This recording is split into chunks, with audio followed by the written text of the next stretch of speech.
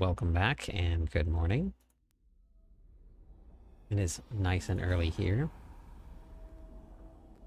We got a big day today. I get this stream set up. And then we will get ourselves going. Pretty excited to hear about these new changes that are coming. Sounds like we're getting a big overhaul to a lot of different game systems. So it should be pretty fun. Morning, Colonel. Oh. Orlando, hello. The blog post should be coming out pretty soon. So we'll keep an eye out for that.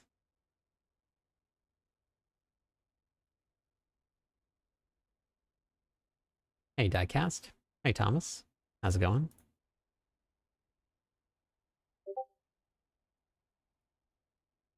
Hey, Tarek. How's it going?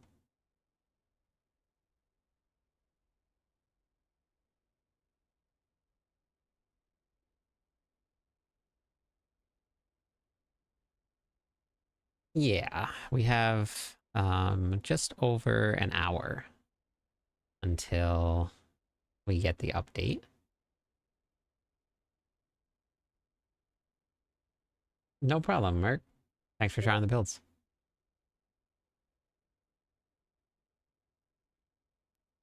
Okay.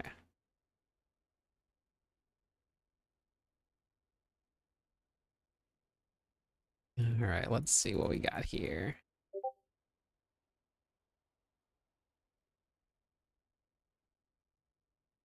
Hey, Smoke. Going good?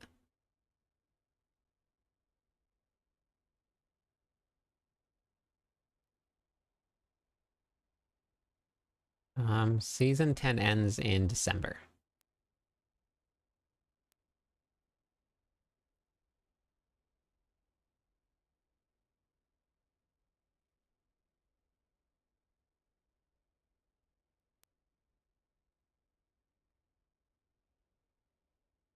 The Whirlwind build that we're running right now, we're getting up. Well, I don't know about Pure Whirlwind, but I think Pure Whirlwind is hitting really hard. Hey, Nitro, how's it going?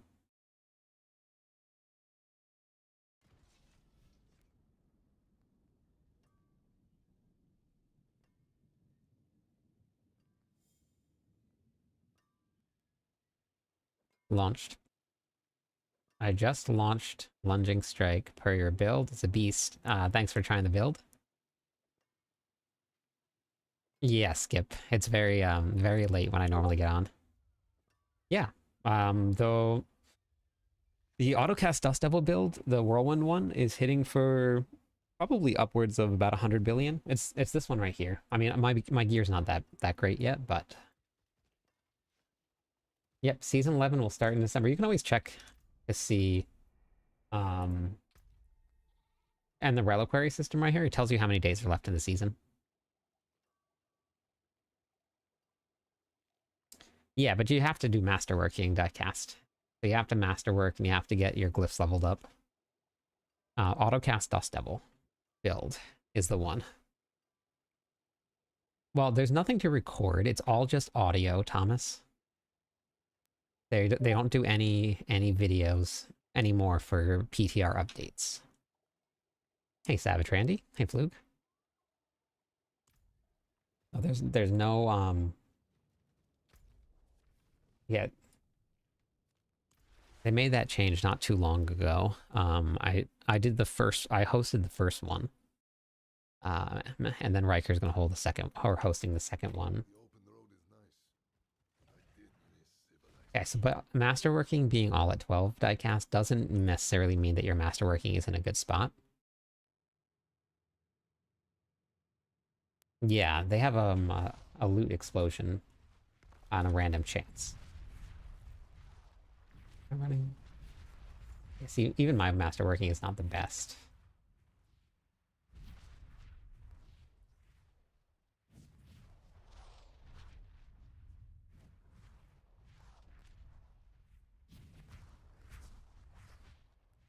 not sure what Earth Whirl is.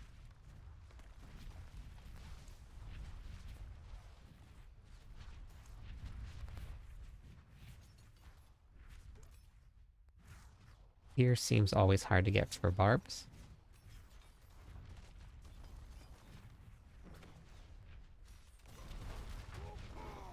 Wait, hold on, wait. Turn on the...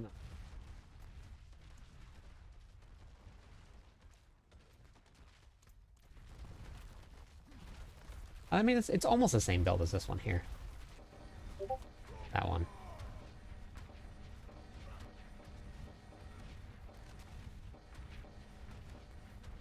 Okay, I don't even think I have the right aspects on. That was 20 billion there. Do I have the right aspects on? Oh, no, I do. Yeah. Okay, yeah.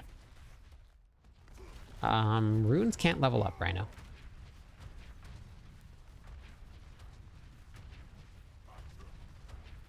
And this is... Yeah, so 21, but this one goes up into the 50s and 60s for me with bad masterworking. And then eventually it'll get even higher than that. Hey, Rix. Happy to report, cleared pit 100 with, or 110 with Lunding Strike with 5 minutes left, personal best.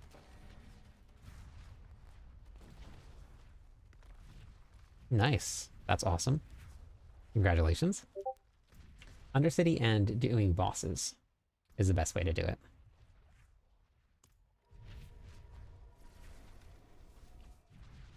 Right now, I'm on the autocast Dust Devil build. I think most of my glyphs are at 100 now. I'm pretty sure that most of them are 100 now. 100, 100, 100, 100, and 88. Oh, wait, why do I have exploit in here? Don't need exploit in here.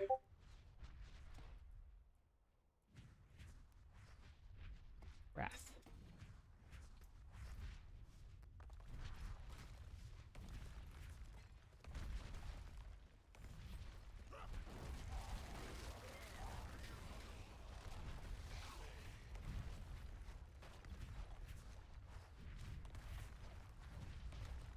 Are you going to post highlights later? Yes, as soon as we get everything, I will have videos on everything. PTR isn't active yet. You have to have Battle.net PC in order to play it, but the PTR is not active right now.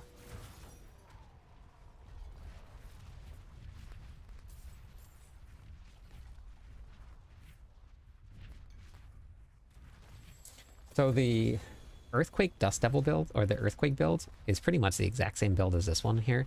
It just doesn't have the autocast. Like, that's the only difference. You just take off this one aspect and it's exactly the same. Like, there's no difference between the Whirlwind Earthquake build and this one.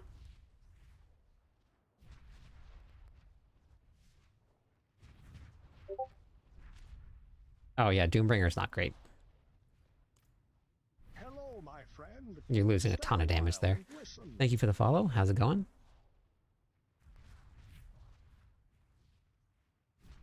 Hey, Hollow. Finally got my lidless wall. Oh, nice. I did the Dust Devils. Have Yankee unfocused masterworking. That's awesome, Fluke. Very nice. I'm gonna see, Randy. I'm not sure. I gotta make some content with all of this new updates here, so we'll see how long I'm on for. Watch your barbarian build guide. I've never done or gotten to Torment 4. And my glyphs level, your stuff is very informative and extremely helpful. Thank you for the video. Oh, no problem. Glad that it helped.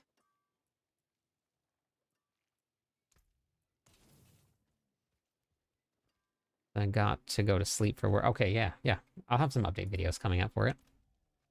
No, Tyro's Might will not be... Unless you need the survivability. Bought D4 on Steam. No, you cannot zone. Battle.net PC only. The PTR is for Battle.net PC only.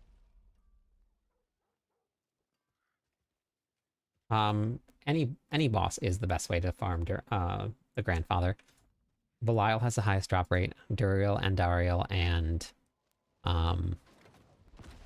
what's his name? The wolf dude have the same drop rates, and then The other bosses have even lower drop rates than that.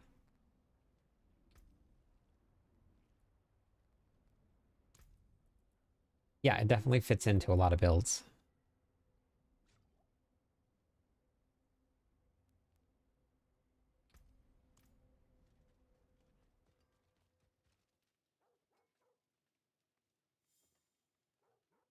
Gotcha, diecast, yeah. Same thing. Makes sense. Hey, Pop. Hey, Halistine. How's it going?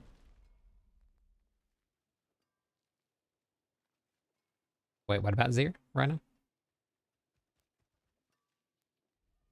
Yeah, there's been a bunch of people that have done some Mythic Chaos Rifts. Oh, I missed Legion. Dang it. Missed the Legion event.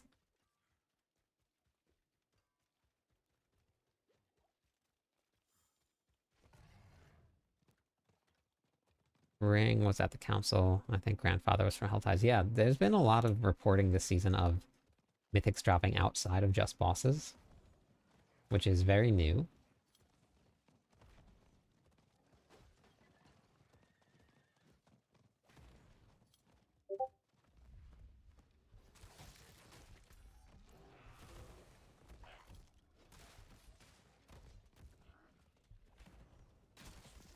We should have the blog post coming out in just a couple of minutes, so I'm going to hop onto the blog post after we get it and we'll see what's happening.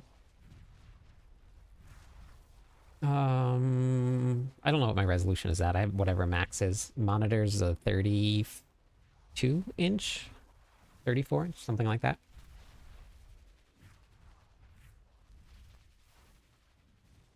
Oh no, Harbinger of Hatred is the one I meant.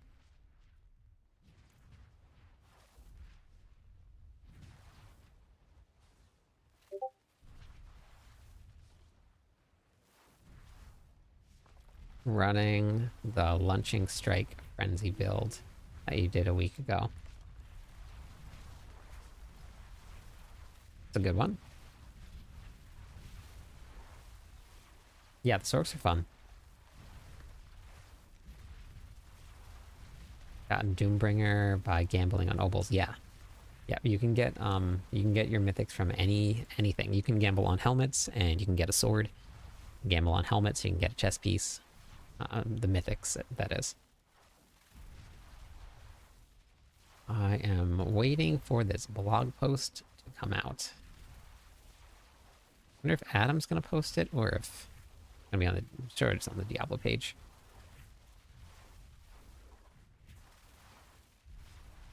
You can always check Mobalytics. I don't know if there's any Bone Storm ones. I don't, because Bone Storm isn't that an ultimate?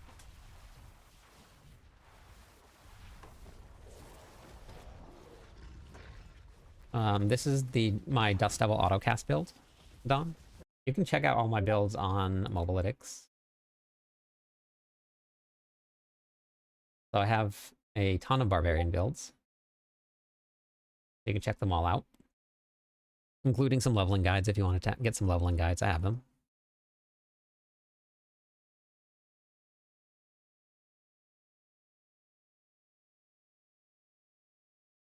For which build, Steven? What are you talking about?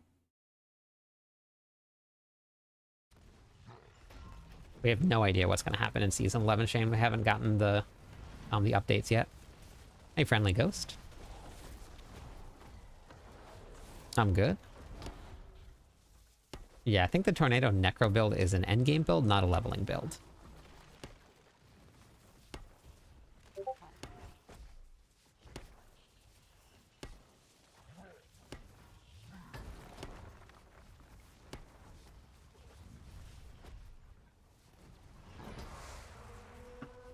I think my ISP is still acting up.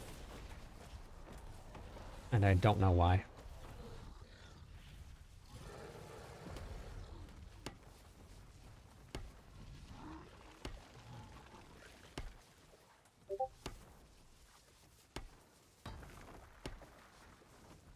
Just go to the variant that says full Paragon board, Steven.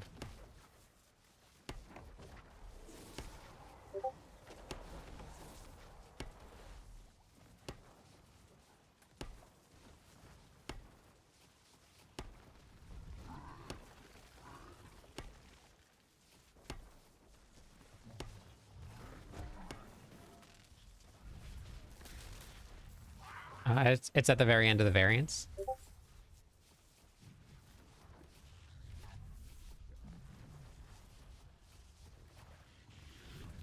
It'll say full Paragon board on it.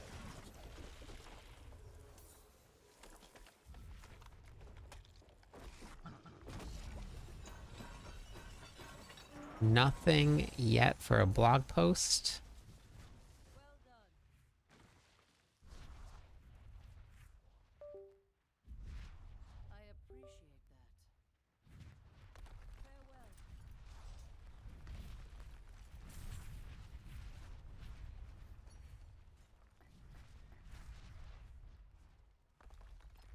Let me just look and see if we can find this post.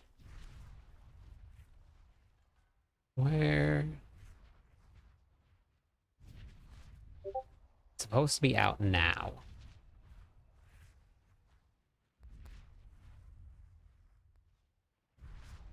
Yeah, so if you go to the variant, Steven, just go to the very end, the last one that's on there.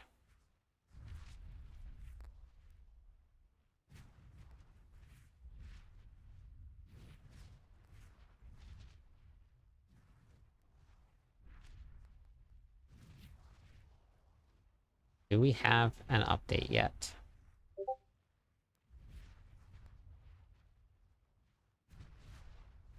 Did you find it?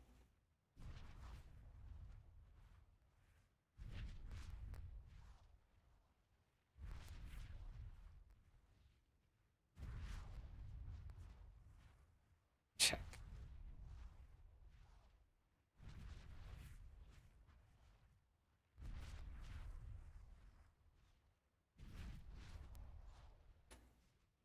Okay, awesome. No, I haven't used the trade boss.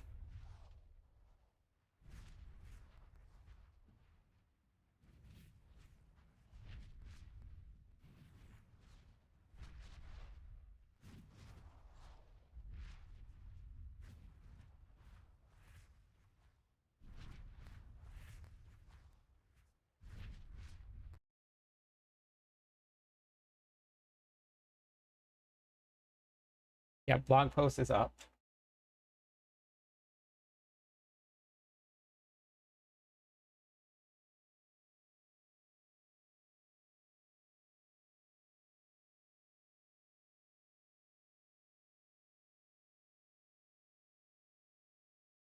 Not what I want.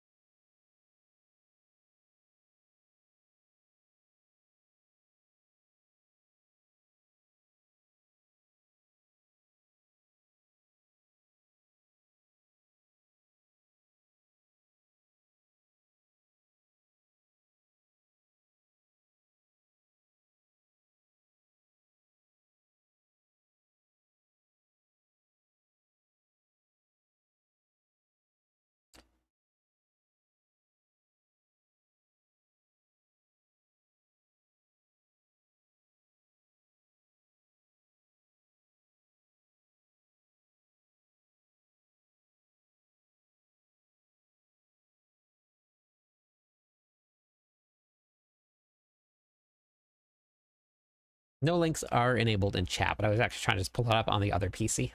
Links aren't enabled in chat. I have it on the other PC.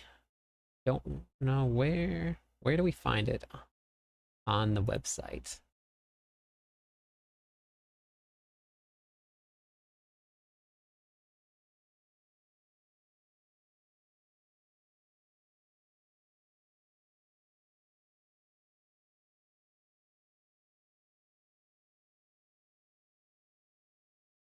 News.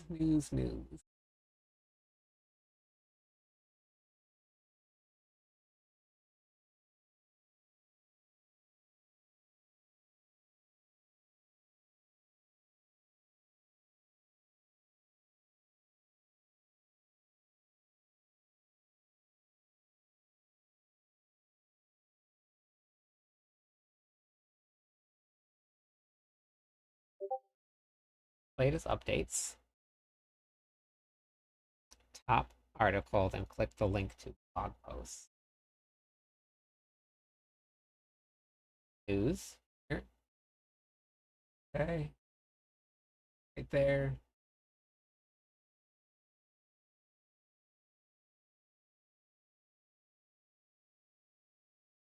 All right.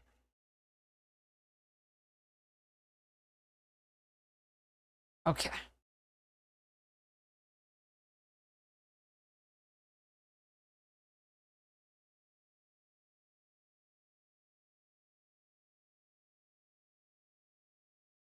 All right.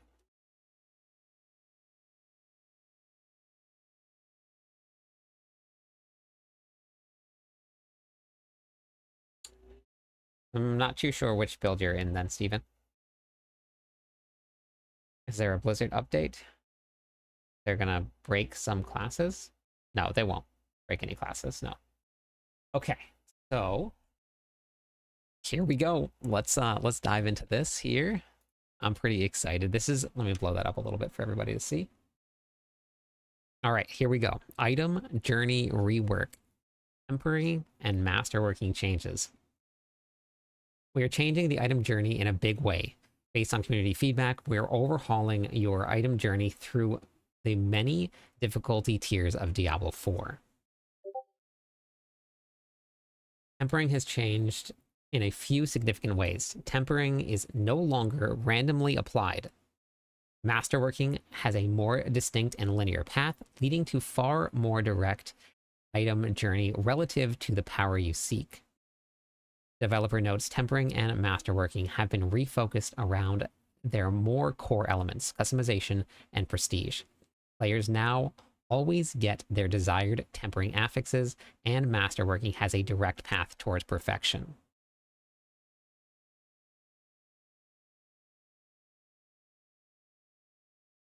So tempering.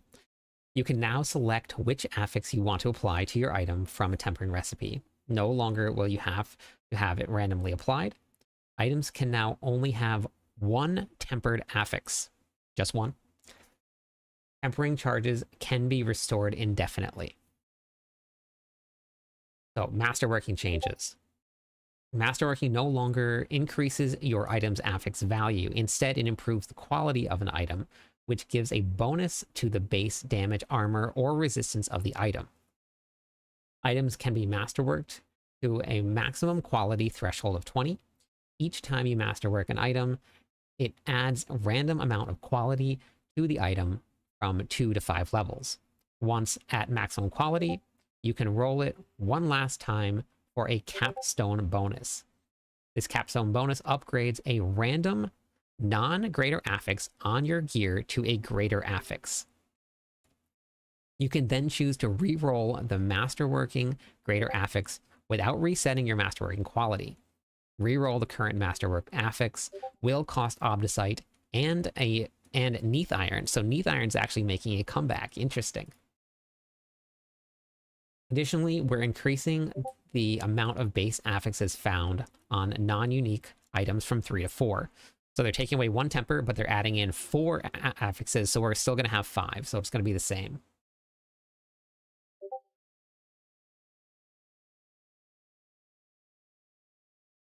There is an update, yeah. Hey, Naomi, how's it going?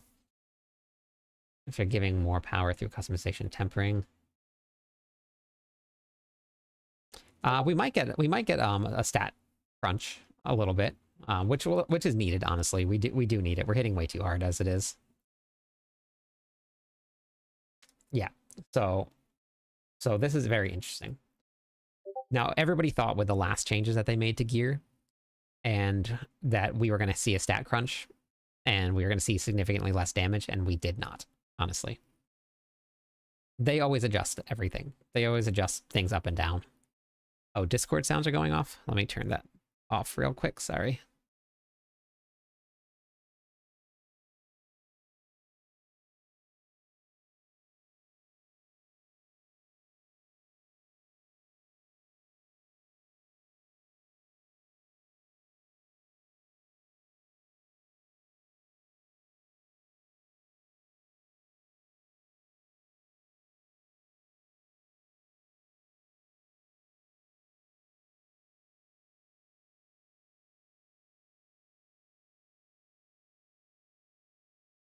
Okay. Better?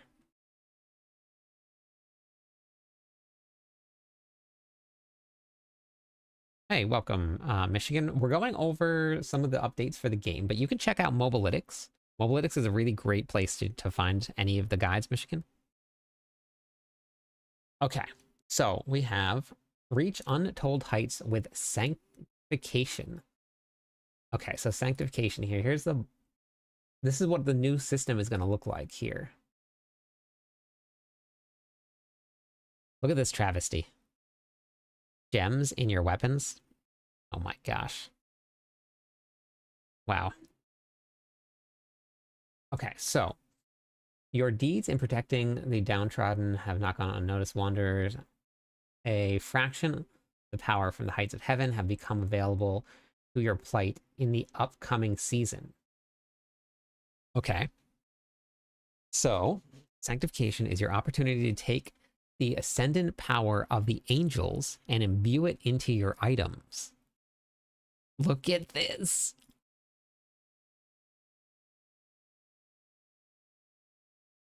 That's crazy. We get an angel in the game.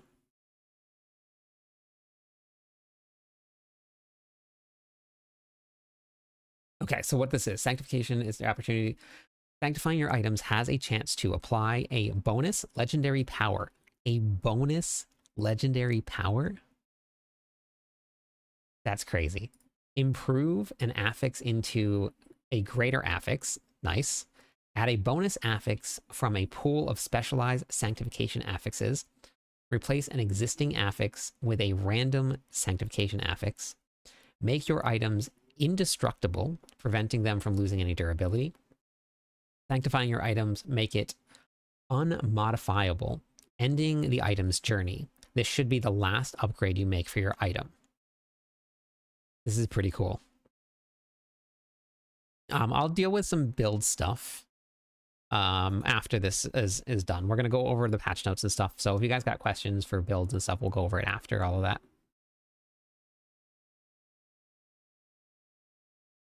Yep, so this is also the last thing that you're going to want to do, though. It looks like this will be your endgame bricking, basically.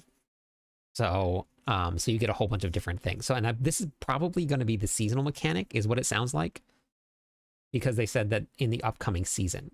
I'm assuming this is going to be your seasonal mechanic.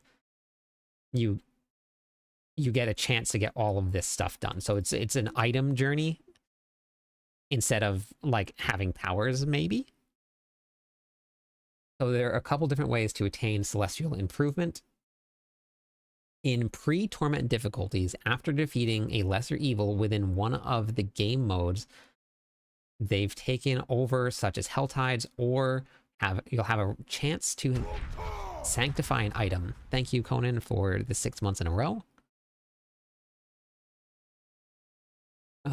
Sanctify an item with a heavenly anvil. If you choose not to use it at the time of invitation, you will not have the option to sanctify your item again until you receive another divine invitation. Interesting. You can also obtain heavenly sigils, which can be used at will to transport you to the heavenly forge and undergo sanctification. These are only needed to sanctify items at ancestral quality. These can only be earned in torment difficulties. So, wow, Legion. I'm not too sure what that is, Toy. Okay, so monsters and combat evolved. Many bloodlust creatures that burrow beneath the many hovels and bogs of Sanctuary may seem mindless, but there's a reason that they have not been eradicated yet from the land of Sanctuary. They mutated and adapted and overcome their prey, slowly becoming more formidable. Improved monster behavior. Monster will better react and adapt to combat in their express desire to end your life. Interesting. Oh, that's awesome. Each monster should now have its own clear role and own identity when fighting. Monster behavior was previously unpredictable or too unpredictable. They'll now have more dynamic in how they respond to you in combat. Interesting. deadlier enemies lurk.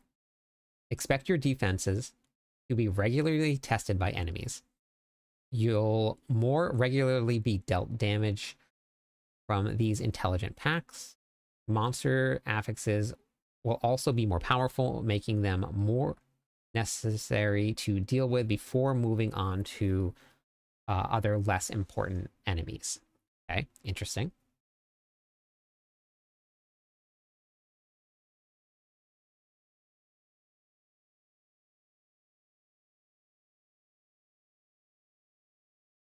Okay. I'll talk about some of the build stuff after we go over all of this stuff, Desert.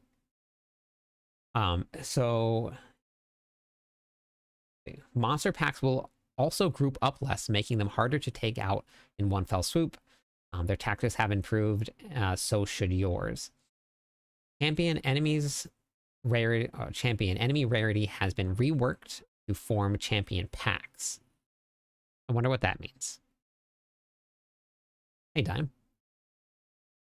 Oh, champion enemies were... Okay, wait. I don't know about this. Champions were the damage reduction monsters.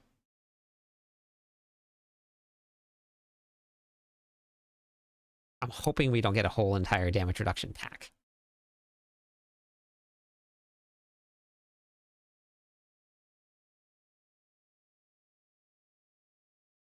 It's not going to do that, Dime. It's going to keep its own identity.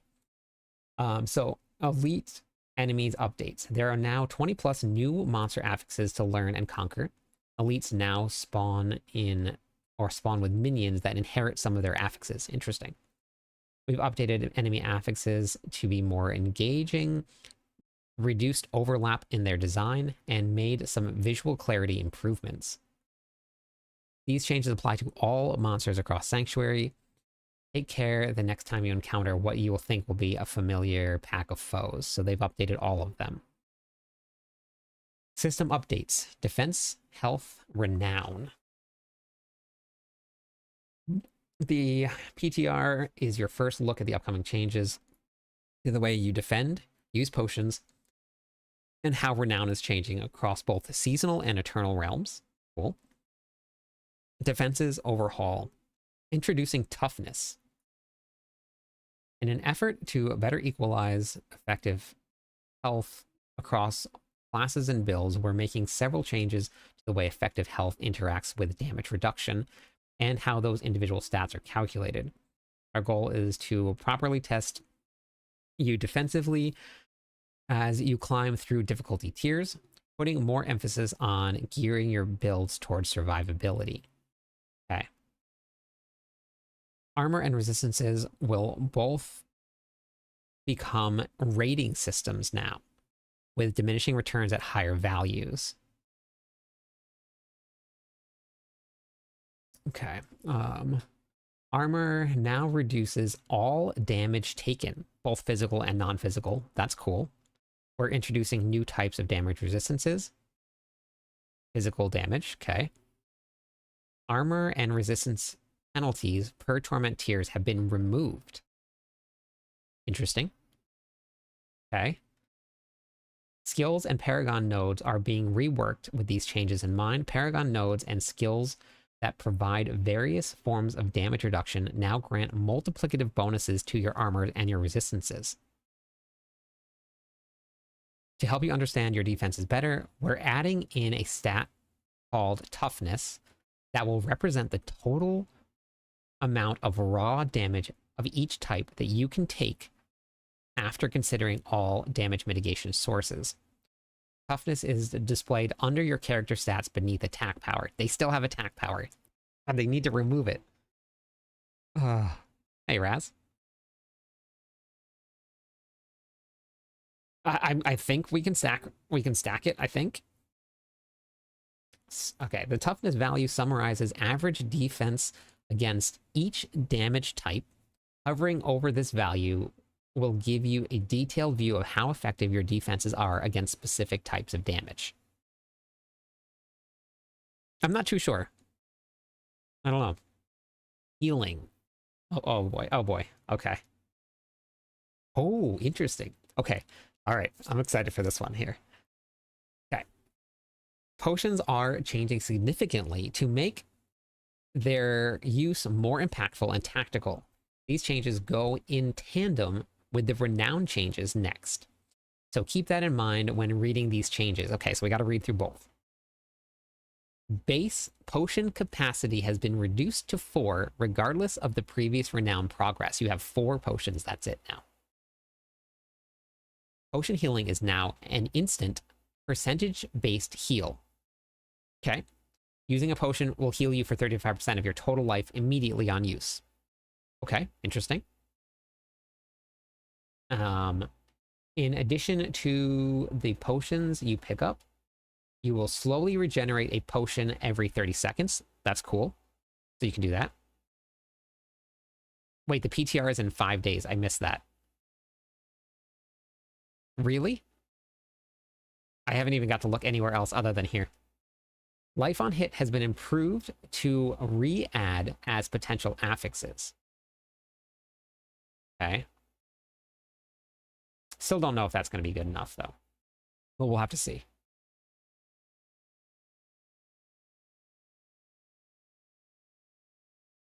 Oh, I completely skipped over this part. October 21st. On a Tuesday. Wow. I completely forgot. I completely missed that. That's crazy. That's so soon. Crazy. Okay, let's go back to potions. In addition, okay, so we're going to regen. Okay, we've also increased the value of life regeneration, life on kill, healing percent, and made them more than readily available. Interesting. Okay. I'm off on Tuesdays, so that's perfect. Healing potion upgrades have been removed, considering potions aren't... This is the biggest win for Diablo 4 ever.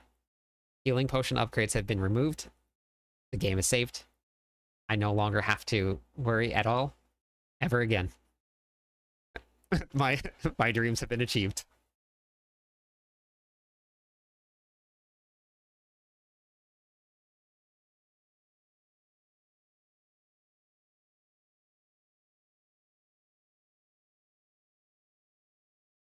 All right, so fortify redesign.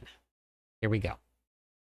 To work in tandem with the changes to healing potions, fortify is shifting to a type of damage reduction to an additional reservoir of life. That is cool.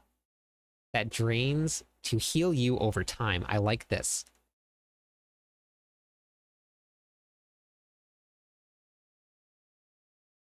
When you gain fortify, it will stack up to your maximum life.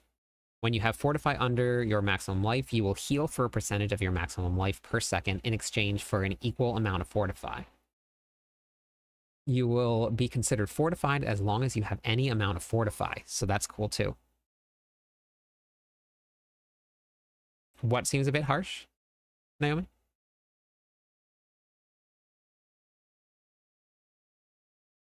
Specific changes to skills, passives, and items related to fortify are detailed in the patch notes found at the bottom of the blog. Okay.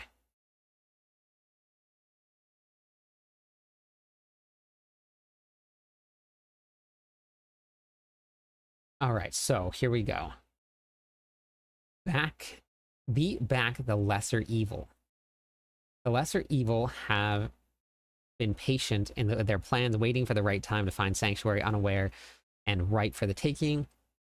It will aid in the high heavens to beat back the sinister plots. That's kind of cool. That's huge. What is this a new world boss? Look at how small the characters are. Is this a new world boss? I'll have to read. We'll read down. No, but you can also pick them up, Naomi. It says in addition to picking them up, you also regenerate potions. New world boss. Beautiful.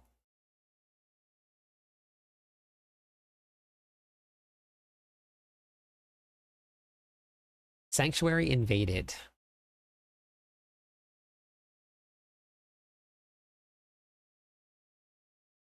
Okay, so hellish game modes have been invaded by the baleful lesser evil in seasonal realm, imbuing them with their distinct malice. Each of the lesser evils dominate a different game mode. Duriel and Helltides. Wait, Duriel is going to be in Helltides. Belial will be in the pits, and Dariel will be in the Karas Undercity. Asmodon stalks across Sanctuary, appearing as a formidable new world boss in multiple locations. This is pretty cool.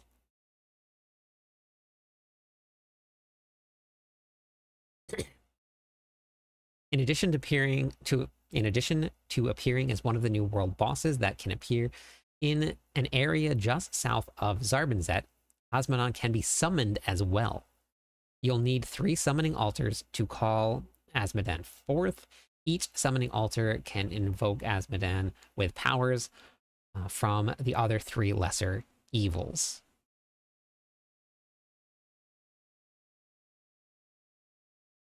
So, select one of these summoning altars to summon Asmodon, who will be influenced by the power of one of the other lesser evils. The monsters that rise to support him will have affixes related to their corresponding lesser evils. Defeat the enemies that initially spawn to summon Asmodon. After slaying him, you will find a chest in his summoning area that can be opened with corrupted essence. I believe this is the seasonal mechanic, because they said it's coming in the seasonal realm, right? So this is the seasonal mechanic. Duriel burrows into Helltides, spreading his parasitic presence. Instead of the Blood Maiden, Duriel can be summoned in Helltides. That is very cool. Upon reaching maximum threat levels, Pangs of Duriel will spawn instead of Hellborn. That's also very cool. These Pangs of Duriel will be ever present in Helltides. Symptoms of Duriel much lamented takeover. Slaying them will earn you Baneful Hearts to summon Duriel. Monster packs in Helltides will feature monster family maggots, including the new Portent of Pain, Mega Maggots. That's awesome. The Hellworm spews maggots, and the meteors that plague Helltides will now be falling packs of maggots. Delicious.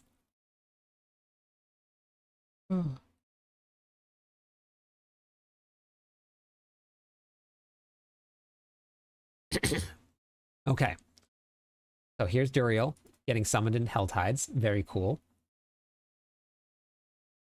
That is very cool. Belial slips into the pits, manifesting confusion wherever he lies. Belial's eye will randomly appear within the pits once destroyed. They'll stun nearby enemies and summon packs of Belial apparitions. Slaying these apparitions count towards pit progression. That is very big. That's very cool. Destroying the eyes during the run will replace the final boss with Belial himself. Killing him grants additional glyph upgrades and rewards. Throughout the pits, Belial influence extends by creating clones of enemies to sow confusion in the mind. So this was what it must look like here. Very cool.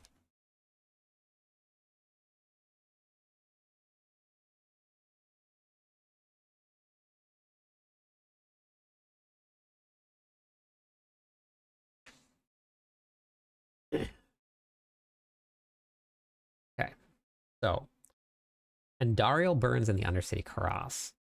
Andariel influences have corrupted the Undercity's spirit beacon, making them more dangerous, but yielding far more attunement than normal. These tormented spirit I'm assuming that's supposed to be beacons? Beacons will grant additional attunement. We are adding 3 new Undercity tributes specific to Andariel. Cool. Each boosts your Undercity rewards. Guarantees Andariel spawns at the final boss. Beware, these specific tributes add dungeon affixes to your run. Shades of Andariel can also be found lurking in the recesses of the Undercity. This powerful shade has attacks that will sap your time. Okay, interesting. So if you get hit by an attack, you're going to lose some time. That's pretty cool.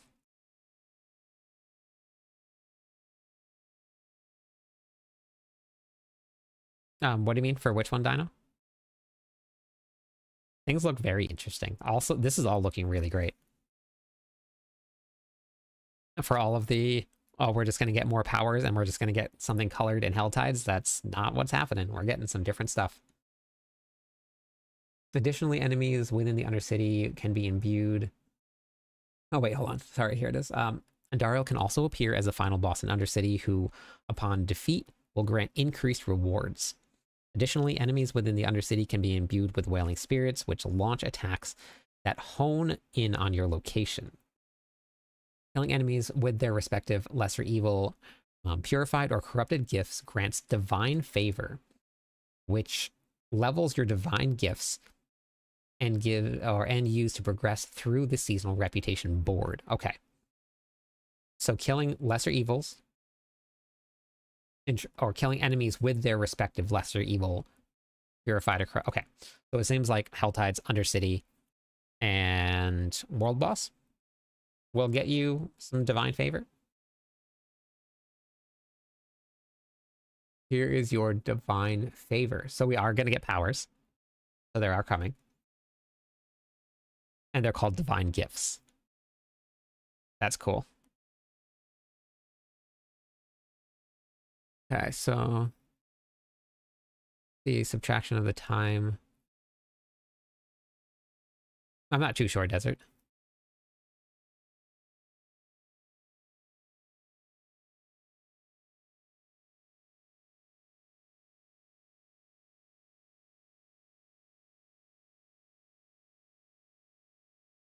No problem, Wes. Glad it helps.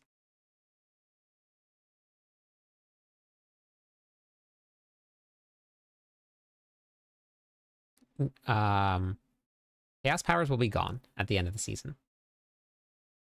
So earn divine gifts here. In this season, the angel Hadriel has returned to Sanctuary to grant rare boons to fight against the newly returned lesser evils. Hadriel provides a fraction of the power of the high heavens possess, which manifests in divine gifts. These boons imbue you with great rewards and great opportunity. Each divine gift has 3 components: a reward, corrupted gift, and a purified gift.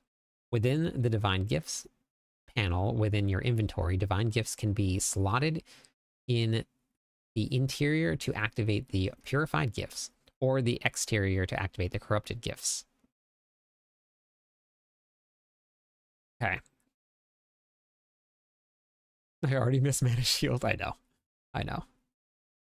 So when slotted into the divine gifts, you'll activate reward bonuses associated with each gift, increasing the rewards of specific divine gifts. Corrupted gifts make each activity they relate to more difficult, but will grant the reward bonus of the divine gift. So this looks like a way of increasing difficulty right here. Purified gifts remove the negative effect, add a positive effect, and double the rewards gained. Each corrupted gift slot can unlock automatically, progressing through the seasonal reputation board to unlock the purified gifts and slots found within the divine gifts. Okay. So, divine gifts, corrupted gifts. These purified slots are unlocked at the following divine favor ranks. Rank 2, Uriel. Rank 4, Andariel. Rank 6, Asmodan. And rank 8, Belial. Killing lesser evil for the first time drops a corrupted essence. Returning this essence to Hadriel will unlock the 2 divine gifts associated with that lesser evil. Hey, LOL. Once unlocked, you'll earn experience towards leveling up each of the related divine gifts by killing the lesser evils and their minions also. Asmodan was the boss, or just the world boss. I don't think Belial was going to be anywhere. I'm not sure. I can go back up later. Essence of Pain. So these are going to be the gifts.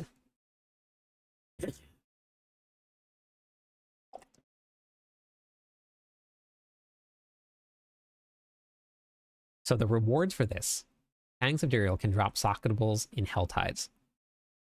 Doubled Well Purified. Ranks upgrade higher rune quality and gem drops. So as you rank this up and you have this on, you have higher chances for Duriel. No new class announced. Purified Gifts. Briefly gain maximum barriers after becoming injured for 20 seconds. Oh yeah, you're right. Belial's in the pit. Yep. Yep. Briefly gain a maximum barrier after becoming injured every 20 seconds. Not bad.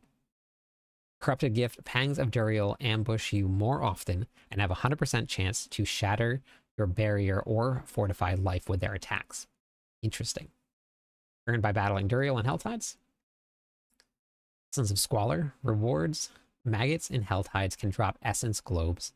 Doubled Well Purified. Ranks upgrade more experience globes drop. So this looks like it's so you get your experience globes here.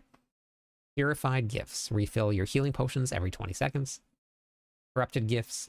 Maggots spawn from falling meteors, and all maggots will consume one of your healing potions. Or all maggot attacks. Earned by defeating Duriel in Helltides. Essence of Lies. Reward chance for an... Oh, sorry. Okay. Essence of Lies. Rewards. Chance for an extra upgrade in the pits. Doubled Well Purified. So, earn extra upgrade chance... Earn extra upgrade chances increased. Words are very hard right now. Okay, so then Purified Gifts. Fortify for 1% of your maximum life per second. Okay. Corrupted Gifts. Belial's eyes are filled with malice and will focus you with beams that deal 10% of your maximum life per second. That's crazy. So it seems like, okay, so you can slot in your Purified Gifts. Then you can, and then you can get Corrupted Gifts. It seems like the Corrupted Gifts are going to make this incredibly hard for you to play. So if they want to add, if people want challenge, they go with Corrupted Gifts. That's what it seems like. I don't know what it's going to feel like when we actually go into the game live, but that's a lot of life every second. And then the other one has no potions, right? If you get hit by that. Now, these are all specific to each different activity that you're going to be doing, but these seem like they're going to add some difficulty to the game. So we'll see. Do Undercity Helltides World Boss under bosses? Yes. That's what it seems like, boss. Essence of Shadows. Rewards vanquished. Vanquish the pit to earn immense amounts of gold, doubled when purified. Increase gold. So they added in some gold farming. And that'll be from the pits, which we have to do anyway to level up. So that'll be a good source. Briefly become unstoppable when crowd controlled every 12 seconds. Okay, 12 seconds is kind of long. It depends on how, like, if it's 4 seconds of unstoppable, still 12 seconds is long. Belial apparitions are empowered with their attacks and daze you for 3 seconds or knock you back. Yes, we'll see what immense amounts mean. Essence of Sin. Rewards survive world boss encounters to earn activity keys, doubled while purified. So as you rank up, so rank upgrades, higher quality of dungeon keys drop. Rank 2, weekly cache awards a huge amount of activity keys. So there's a weekly cache now from the world bosses, is what it looks like. At rank 5, more compasses and tributes drop across Sanctuary, not even just to the world boss. So there's a weekly cache that's added in, which is pretty cool. Weekly stuff I think would keep people playing, at least just logging in to get weekly stuff for a little while. I think that's cool. Yeah, Asmodon can be summoned, yep. That's what they are saying in the reliquary, Bree. All right, so Essence of Hellfire. We're only halfway through this blog. This is just a blog post. They're going to talk about more, I think, in the Sanctuary sit down too. Okay, so Essence of Hellfire. Survive world boss encounters. Oh wait, sorry. Wait, did we just do that? No, we did not. Okay. Survive. No, wait, we did. Same thing. Okay. Survive world boss encounters to earn lair boss keys, double well purified. Rank higher quality lair boss keys drop, which probably going to be your Belial. Hey, Alpha. Weekly cash rewards for a large amount of lair keys. Also, cool. More lair boss keys will drop across Sanctuary at rank 5. Your direct damage has a chance to stun enemies for 1 second. Meteor rains down upon you while fighting the world boss. That's funny. Essence of Anguish. Vanquish the Undercity to earn obols. Okay, so you're gonna get obol farming. 30% movement speed for your purified gift. And then your corrupted gift manifestations of anguish lurk throughout the Undercity and attach lightning siphons to you to slow you by 70% while you're close to them. Oof, that's rough. Unless you're out unstoppable all the time. So, Essence of Screams. Vanish the Undercity. Vanish the Undercity? Vanquish the Undercity to earn salvage materials, doubled well purified. Rank upgrades, higher quality salvage materials drop. That's cool. That means your farm for what's it called? Veiled crystals, probably that thing. Yeah, veiled crystals and the purple one that everybody needs, Forgotten Souls, those. 20% increased resistances, cool. Agonizing souls are enraged and will now form explosions that pull you toward inward to generate electrified grounds and deal 12% maximum life per second. Whew. Brutal. Send the tower and leaderboards beta testing. I didn't get this far yet. Here it is. Leaderboards and a tower, which I'm assuming is a new endgame mode.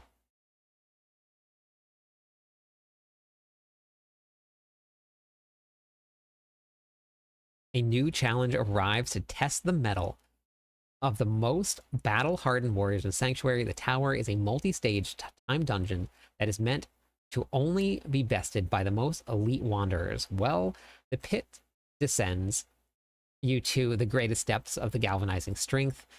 The tower rises in challenge to match you against who thinks themselves worthy.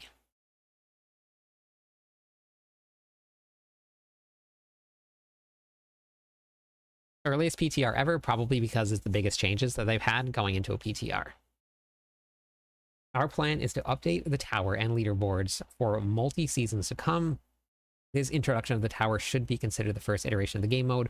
We're looking forward to reading your feedback on this game mode to help shape it going forward.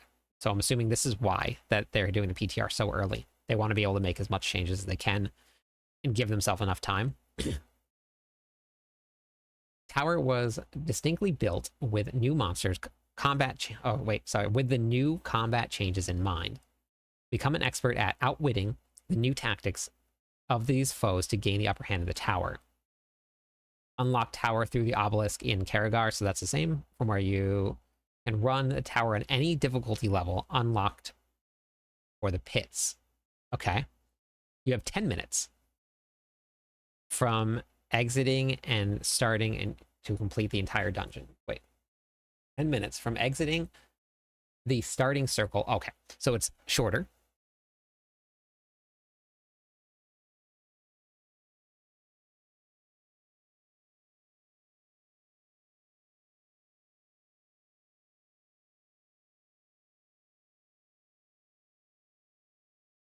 Yeah, we'll get to see what it feels like, Charmed.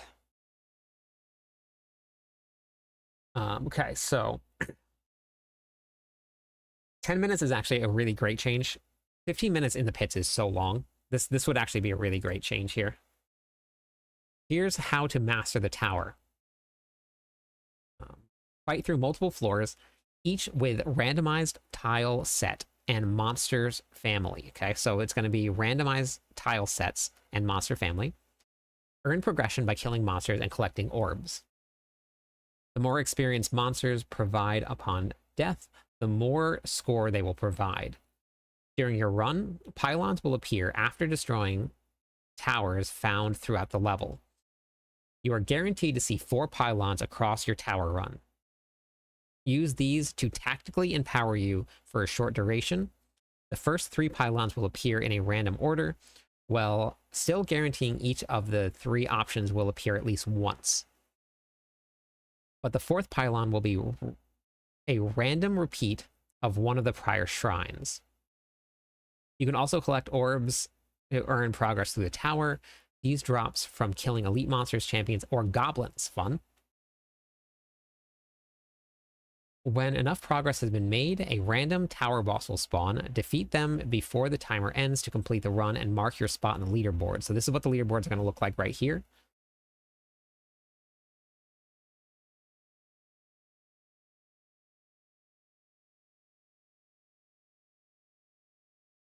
Interesting. This is tier 45, tier 46. Wonder why that is in that order.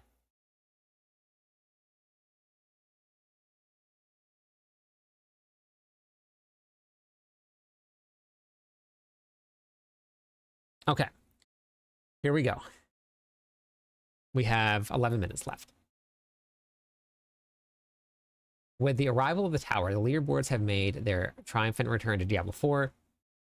This is where the elite compete to see who can call themselves the pinnacle of wanderers. The leaderboards in the PTR will be active during the duration of the PTR. Okay.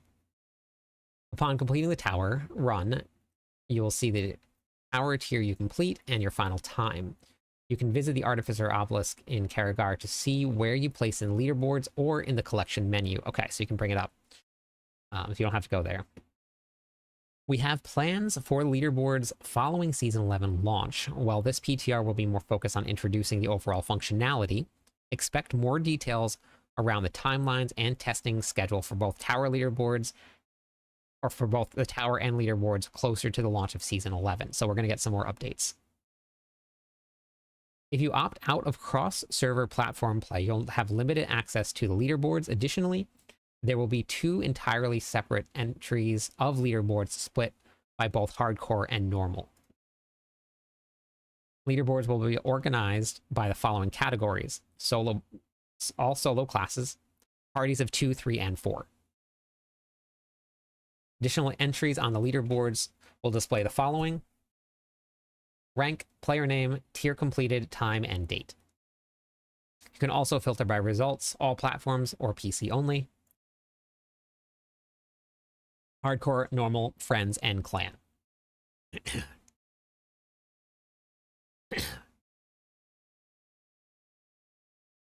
Introducing seasonal rank.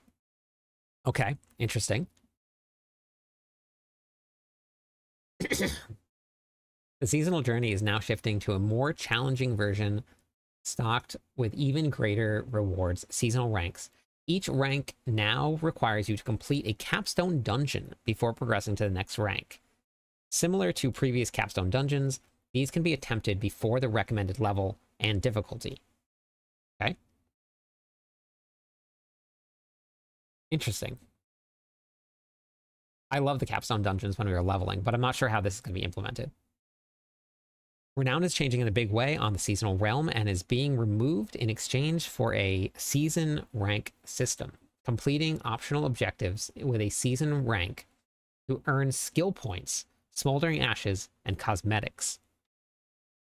Interesting.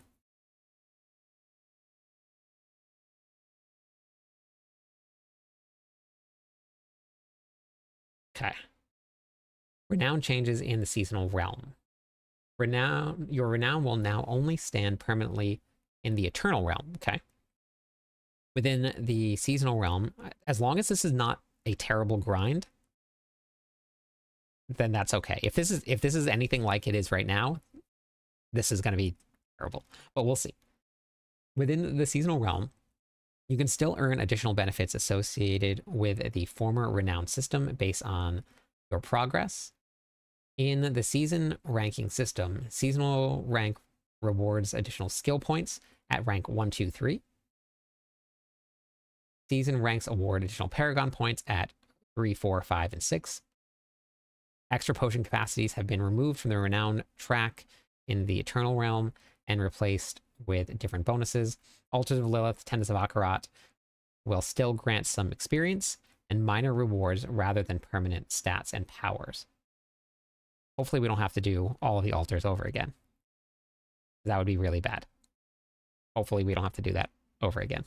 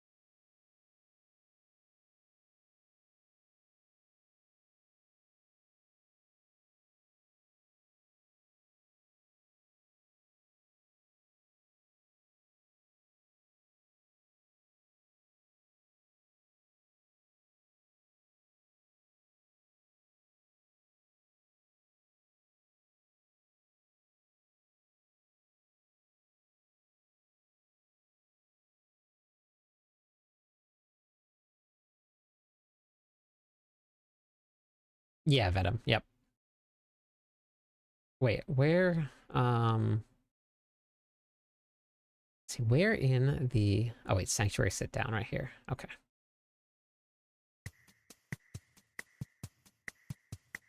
Battery 50%.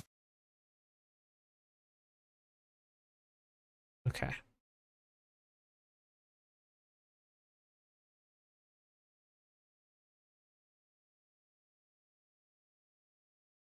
I just want to get into the Sanctuary sit down. It's just so I can listen. And then once it starts, if the volume is low, just let me know. I can turn it up. Yeah, only 50%. All right, we'll keep going until this starts. It's pretty soon. Okay. All right, so Capstone Dungeons return. The Capstone Dungeons have returned aimed to challenge your progress through many difficulty tiers as you gain power through your journey. Note that despite the Capstone Dungeons starting at suggested levels, to attempt them, they do not scale in difficulty with your current level. Okay. So it is for leveling. This is cool. You can attempt them at any level, it looks like. So level 30, normal. Level 50, expert. Level 60, torment 1, torment 2, and then torment 3. So it does look like you do not have to get through torment 4 to be able to do this, which I know probably would have been a point for people. Okay, barbarian, new unique. Chain scourged male, unique pants. Brawling skills. Cooldown reduction, all stats. And then casting a damaging brawling skill disables it afterwards. Interesting. When all of these skills that are on your action bar are disabled, they become re-enabled with their skill cooldown refreshed, your brawling skills deal increased damage for each disabled skill. Huh. Interesting. Okay. Druids. Unique boots. Attacks reduce evade cooldowns, which is good. Movement speed, crowd control duration, magic, nature magic cooldown reduction, and then bad omen. Damaging 200 down to 100 enemies with storm skills grants a charge. Casting any defensive skill will grant max movement speed and unhindered for 1 second for each charge used. While charge enemies you run into are immobilized for 1 second. Yep, leap, charge, kick. That's what it looks like. So for the rogue, sorry, for the rouge.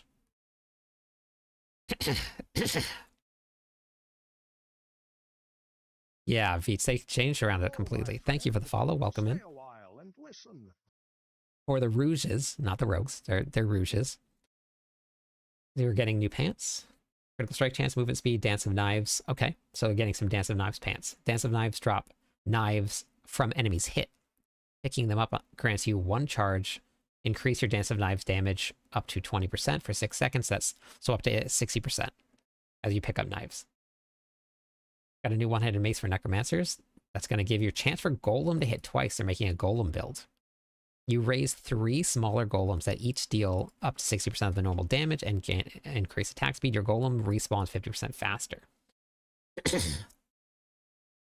Sork's getting a one-handed mace with ranks to core skills.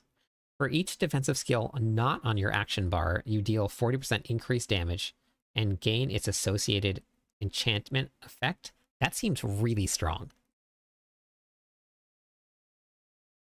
That seems really strong.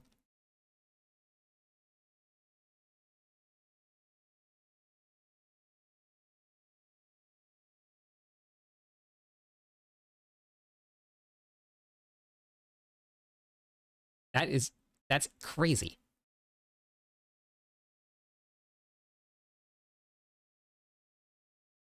So you have 6 slots.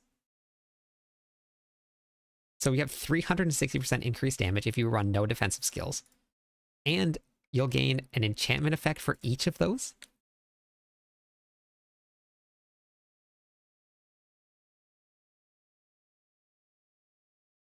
That's crazy.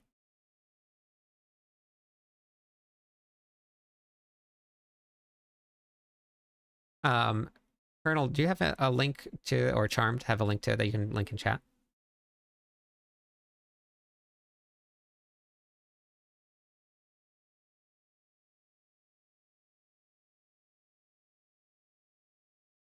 Wait.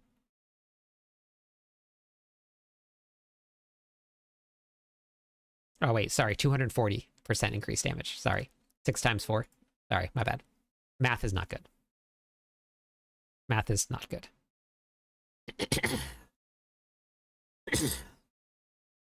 Okay, wait, we should be... Do we not hear anything from Sanctuary Discord here?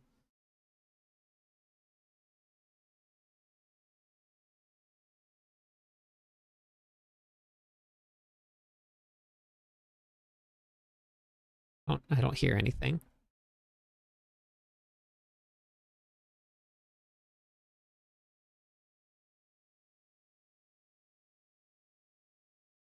Why don't I hear anything? All right, let me just do this here. Oh, it looks like it hasn't.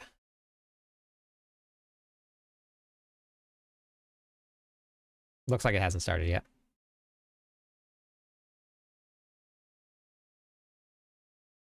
If the sound doesn't work from Discord here that I have set up, then I'll just pop open record stream so we can listen.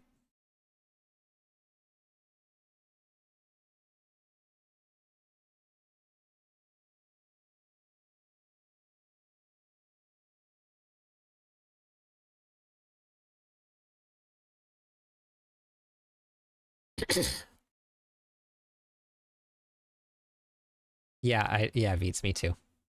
math words. Yeah, I know it's all tough. Okay.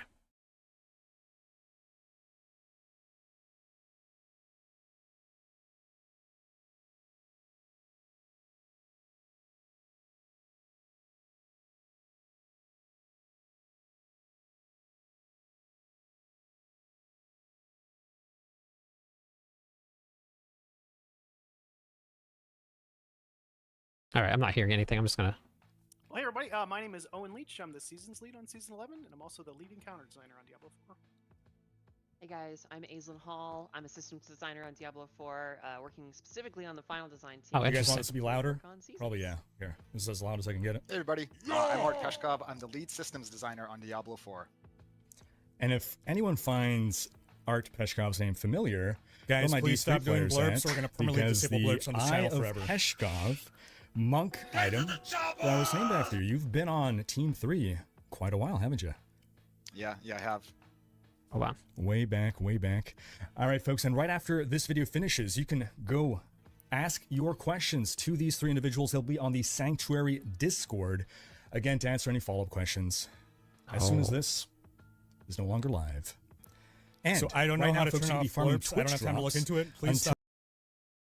7 ban a.m. them from the channel PDT forever. by watching 30 minutes of anyone live streaming in the Diablo 4 category on twitch.tv. Yeah. So I'll pull this now, up in a right second. off the bat, tempering. This has been a hot topic in the community for quite a while. People, I've mentioned it a couple times in my videos. The topic of bricking items and resetting tempering. So, what is the good word on tempering? Oh, I mean, I've been right there with you, sitting there bricking my 3 GAs and crying in town. I guess the good news is that you're no longer going to be able to brick your items with tempering, right? The big change that we'd like to highlight is that tempering recipes no longer roll from a pool of Okay, affixes. here, hold on. You get to just directly pick the affix that you want. It's still going to roll within a range, but yeah, you just get to deterministically pick whatever affix you want, put it on your item. To account for this kind of increase in determinism, we're lowering the max number of tempered affixes from 2 to 1, but we're also removing the limit on resetting tempers. So currently you can only do it once, but you'll be able to reset as many times as you want. And to account for the fact that we've removed a tempering affix, we're adding one more base affix back to non-unique items into the pool, so you're not down in affix in terms of raw item power. There you go. So right off the bat, this is, I'm sure you've just made a lot of people very, very happy. And alongside this, right, masterworking, people were been complaining about having to reset at 12 and the cost of, they're trying to get their triple crits. We got a huge overhaul to masterworking. It is basically just masterworking in name only now. How does masterworking work as of season 11? Right. So yeah, we've completely redone the way masterworking works. At a high level, masterworking is no longer going to increase an item's affix values, and the 12 discrete stages are gone. So like no more 5% to all affixes, 25% to one affix stuff. That's completely gone. Instead, you can kind of conceptualize masterworking in 3 different stages. The first stage is the quality stage. When you masterwork an item, you're going to apply a new stat to it called quality. You're going to apply a random amount every time you masterwork. And what quality does is it just gives a multiplicative bonus to the base stat of an item. So for weapons, it's the damage. For armor, it's the armor. And for your jewelry, it's the resist all. Items can be masterworked up to a maximum quality threshold, which is 20%. Once you've hit that 20% quality, you're done with this part of masterworking. So as an example, if you have a 1000 DPS weapon, you quality it all the way up to max, you'll have a 1200 DPS weapon. Once you're done with that, you can masterwork your item one more time, and we like to call this the masterworking capstone. And what this does is it just GAs a non-GA affix on your item, right? And this can hit tempered affixes too, by the way, so your weapon tempers. And once you've done this masterworking capstone, we allow you to re-roll the specific affix that was GA'd for a cost, of course, but you're able to re-roll the masterworked GA without resetting the quality level back to 0. So all we're doing is now resetting the capstone as opposed to having to build it all the way back up. Masterwork 1, 2, 3, 4. Pray to get the 3 Right, crits on the right affix. Yeah, no more waiting for the cosmos to align and being like 750,000 gold or That's good. million gold A good down change. and not getting what you want. So the cost of trying again on that capstone, roughly how is that going to compare to the cost of resetting your 12 rank masterwork? Is it going to be more, less, about the same? Well, it's gonna be significantly easier. Like we're still kind of landing on the final cost, but in terms of probability, right? If you think about the old system, if you're master working a legendary item, you have a 20% chance to get the affix that you want, and you have to do this 3 times, right? So I think it's 25 masterwork resets on average to get a double crit, and 125 to get a triple crit, right? With the new system, hitting the affix that you want is significantly easier, right? So if you take a 1 GA item in the new system, right, and you try to masterwork it, you have a 1 out of 4 chance of hitting the affix that you want. So statistically, like you're gonna get it. You have a 99% chance of getting it within like 10 or 11 resets. So it's gonna be much easier. The other cool thing about this system is that like the better quality your item is, the easier it is to do this, right? Because if you go in there with a 1 GA, it's a 1 out of 4. But if you go in there with a 3 GA, it's only 1 out of 2. Bingo. Awesome. Much less clicking. Now, prior to Season 4 and the introduction of masterworking and tempering, we did have a crafting system that I think operated kind of similar, at least prior to the capstone, where I think we were like 10 discrete steps of, was it increasing item power, I believe, or item level? Yeah, there's some similarities to the old system. You're right in that you were able to upgrade it. I can't remember how many discrete steps, was it 5 or 10? But it would increase the item power, which had some other kind of side effects in our system, right? In terms of scaling affix values, and it was really kind of an enclosed system. This kind of is a much more elegant version, and we think quality is really cool, and we might find other applications for it in the future as well. Yeah, I think it's also like a system with a much longer possibility space of, or like being able to make an item even cooler and stronger than before, certainly with the system that existed before Season of Blue Reborn. So you'll have way more space to like turn an item into something so much more powerful than what it was. So yeah. All right. Now, again, tempering, masterworking, these have been topics that the community has been discussing for, a year plus, and something that you folks keep, reiterating in the dev streams is, feedback. We're listening to feedback. And for those paying attention and following along, we do see, 6 months or 12 months later, feedback does get implemented. But to some people, it might give the perception of, oh, well, they're not actually listening to feedback. Why do we feel it could be so long between feedback and implementation or acting from your part? Yeah, I mean, I think ultimately it really just comes down to the fact that we want to be really sure that we're making the right changes. We don't want to be making like, quick fixes or knee-jerk reactions, especially when it comes to like these core foundational systems. I feel like, when you are touching systems like this, you really have to like measure a bunch of times before you cut. It'd be pretty irresponsible to kind of like, let's rework tempering based on the whim and ebb and flow of like one particular season's meta or something like that, right? So. Yeah, I also think it just highlights the importance of the upcoming PTR and why it's so great to get your feedback now, because, hey, maybe we hit the mark, maybe we didn't, right? And the only way for us to know that is for folks to play it and give us that feedback, which is so helpful. Now, that's not the only crafting things happening. For Season 11 specifically, we got a new crafting mechanic, Sanctification. You want to talk about that? Yeah, Sanctification is really cool. So ultimately, Sanctification is kind of like your last big swing at making your item super cool. It sits at the very end of the item journey, and really, you kind of get one shot to make your item as awesome as possible. There's a lot of variance in the system, but once you sanctify your item, you get one of a number of random things that can happen to it, and then that item is done. Like you can't modify it any further at all. You can't enchant it, you can't temper it, you can't masterwork it. The only thing that we're going to let you do is swap out the socketables in a sanctified item. But the sanctification properties can be very, very, very powerful. So this is sort of like it's a one-time slam. You're gambling to complete this item, and you're hoping for one of those multiple outcomes. What are some of the most exciting outcomes that people can get? Oh man, well I think the grand prize is you can get an additional legendary power on your item, and yeah, I mean this can be a legendary, this could be a unique, or this could be a mythic, right? Like you could get some pretty insane outcomes in that regard. There's a bunch of other really cool stuff, but I'll highlight an example from a recent playthrough that I had. I was playing a Hydrasork, and I slammed an amulet, and I got Orange Herald on it. So I was like, oh, okay, this is great. This is like utterly amazing, and I used it for the next like 30 levels. So Awesome. And to sanctify, we're going to be using a resource called Heavenly Sigils. Is that right? right.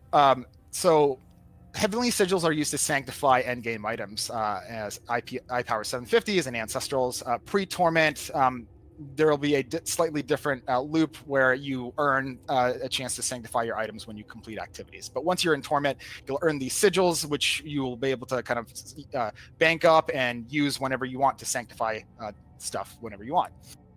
So this is a consumable item, and do we get it via a drop? Are we earning it via an activity? Both. Well, it's used as a crafting currency. You can also use it in your inventory to teleport to the place where you do sanctification. It's a little quality of life thing. But yeah, you're earning it as a material. There are a few guaranteed sources of heavenly sigils. I think they are Bartok, Giga Belial, the ultimate layer boss Belial, and then Astaroth. We also have a few chance-based sources, including the Belial Ambush and the Seasonal Pit Belial. I think there's a low chance to drop off of elites and Nightmare Dungeon bosses as well. So we're going to be a lot more powerful in Season 11 thanks to the new Sanctification crafting system, but the game is also getting more challenging via an overhaul to monster combat. Do you want to tell us more about that? Yeah, absolutely. So we're calling it Evolve Monster Combat. And at its core is we're taking a look holistically at the monsters in our game and seeing that, from where we started in base game to where we are now, monsters really haven't changed that much. So it's about bringing our monsters up to speed with the speed of the player and changing a lot about each of our individual monsters, but focusing on hit reliability and overall pacing in general of base combat. So that comes from improved monster AI. It comes to more distinct roles for our monsters. Their ability to hit you is a lot more reliable. Like they turn to face you more. It's harder to dodge. You can't just run through mobs and survive anymore. Getting surrounded has meaning. And then we're also doing a lot of work around monster rarities. So, our base monster rarities, you got your normal monsters. Then we have minions, champions, and elites. And then there's a couple other super elites, unique elites. But those are the ones we're focusing on. So elites previously were kind of a slightly harder unit. They had a few affixes on them. And maybe when you fought them, you took notice. Maybe you just kind of wiped them off the face of the planet and didn't even notice. But now we're boosting the difficulty of those encounters fairly considerably. So before you might have a single monster show up, or single elite, maybe two elites show up at a given time, and they've got 2-3 affixes on them. But now what happens is when an elite rolls, you'll get one large monster, the elite, and he will spawn with 5 minions, and all of those monsters will share affixes. So you'll have a pack of 6 monsters throwing mortar at you, throwing frozen at you, throwing all sorts of affixes at you at the same time. So that's going to represent a meaningful increase in difficulty, and with that, we're also going to sort of adjust the pacing a little bit. So you're not going to run into elite back to back to back to back, because that would just make the whole game harder. But it's about creating a meaningful spike in difficulty that gets you out of your chair and take notice, right? So you don't sort of just space out and smoke everything. So harder elite encounters, but less often, if that makes sense. That makes sense. So, I mean, currently we kind of play the game on 2 speeds. There's speed farming, which at endgame, there's speed farming where we're mowing through things. And there's like kind of pit pushing where we're testing our metal and the combat does slow down. Do you anticipate we're going to feel, or is the design intent for us to feel these changes just like when we're pit pushing, or also just when we're speed farming? I think, since we touched every single monster and all their behaviors are different, you will feel them everywhere. I think we made meaningful changes to a lot of different monster families. To quote Art, this is Diablo, and you can outmath monsters, so you can be strong enough. If you're 2 difficulties higher than you or lower than you probably should be, you're just gonna wipe the screen, and that's fine. That's part of the fun, right? You got your character that strong. But yeah, when you're pushing and you don't have that, you will 100% feel it. So I would say it's unavoidable. No matter what, you're gonna run into this, and hopefully it'll make combat more fun for everybody. And the AI and behavioral changes to the monsters, is that something that ramps up with difficulty, or are we feeling it from level 1? You will feel the sort of more intelligence in their behavior from level 1, but there are certain aspects of monsters that will increase as Torment goes up. Things like move speed, attack speed, their ability to target you intelligently, like with their aiming and things like that. They're all based on a system that increases as difficulty tiers go up. But the baseline behaviors of like, oh, okay, they know not to group up, they know to flank you, they know to spread out. Like, that's going to be everywhere. And speaking about the champions and elites specifically, if you can give some measure to like how much more challenging there are, like by some factor compared to how they've been. Sure. It's hard to quantify because it varies greatly depending on the difficulty that you're at. We want to increase the difficulty for higher world tiers because that's, the players who are very skilled at the game and have been practicing that sort of thing, but we don't really want to push it that much higher for the new players. So I wouldn't consider it exponentially more difficult or anything like that on normal, intentionally so. But as you get going, when you would fight one elite, now you're fighting 6 things with affixes. I don't want to say it's 6 times more difficult or anything like that, but somewhere in the 3 to 4 times more difficult range, just based on the number of elites or monsters with affixes that show up. Not only that, but we're also increasing the number of affixes that roll on minions and elites as the world tiers go up. So when you get to Torment 1, an elite will have 4 affixes, where previously they might have only had 3, and minions can possibly roll up to 4 if you get really unlucky. Certain affixes do get inherited, some do not, just because the nature of certain affixes are much louder. Like you wouldn't want, 6 things casting Orbiter. That means nothing because nobody's seen Orbiter, but it's a new affix that's really exciting. Maybe you remember it from D3. So yeah, it'll definitely ramp and get much more difficult in the higher difficulty tiers, but still be manageable in the lower difficulty tiers.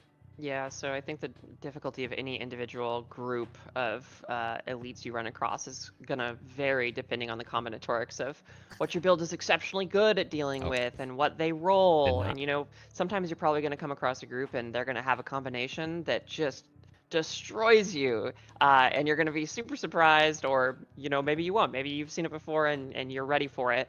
And that's where part of the mastery comes in. Yeah, and I think what Aislinn is hitting on is one of our philosophies going into Evolved Monster Combat was creating memorable moments.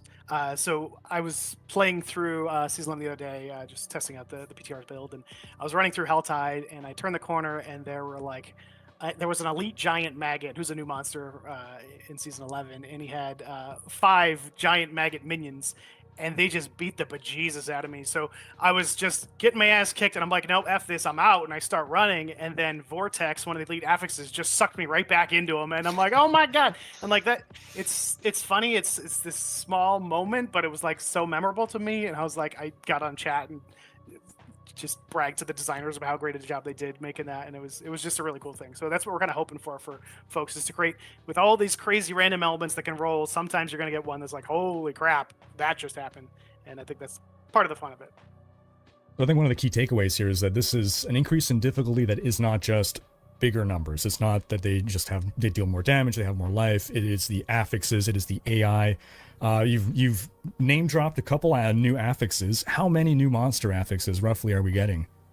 Yeah, so this is one of my favorite things being encounter lead is we haven't added monster affixes at all until this point, and we're adding 20 plus. I think we're going into PTR with 25 new monster affixes. Some are totally new, you never seen them before, and some are inspired by the D3 ones that you might know and love. So seeing some of your returning favorites come back should hopefully be fun for fans of those games. Fantastic. I've definitely been melted by fire chains. Yeah, fire chains is one of them. Lifelink, it's another D3 one. There's a couple of them there. Fire chains. My nemesis. Sorry, I'm just getting flashbacks. Now, speaking of affixes, do you guys have opinions on like damage reduction affixes? Sure. So, the champions in pre-season 11, as you probably remember, had the damage resist aura. So if you're not familiar with that, folks, it's the big glowing purple aura around the dude, and it provides DR to everybody around it. We actually took that out entirely. Champions don't do that anymore.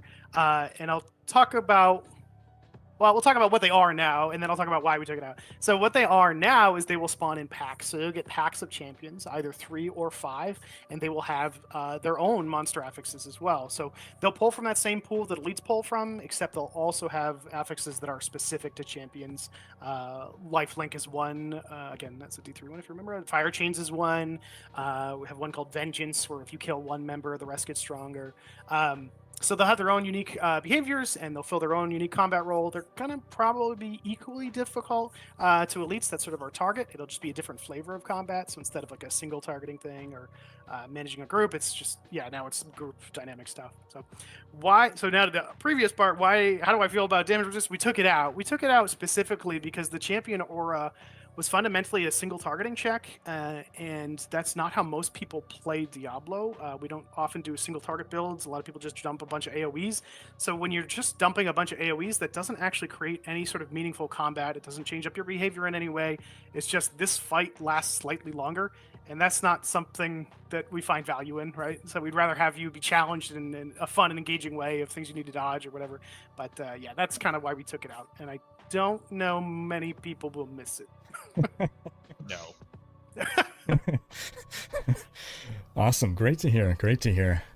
Now we're also getting, well, I don't know if this is going to be more difficult or less difficult. And I think we're going to need help understanding exactly the significance of this change, but we're getting massive changes to defenses, right?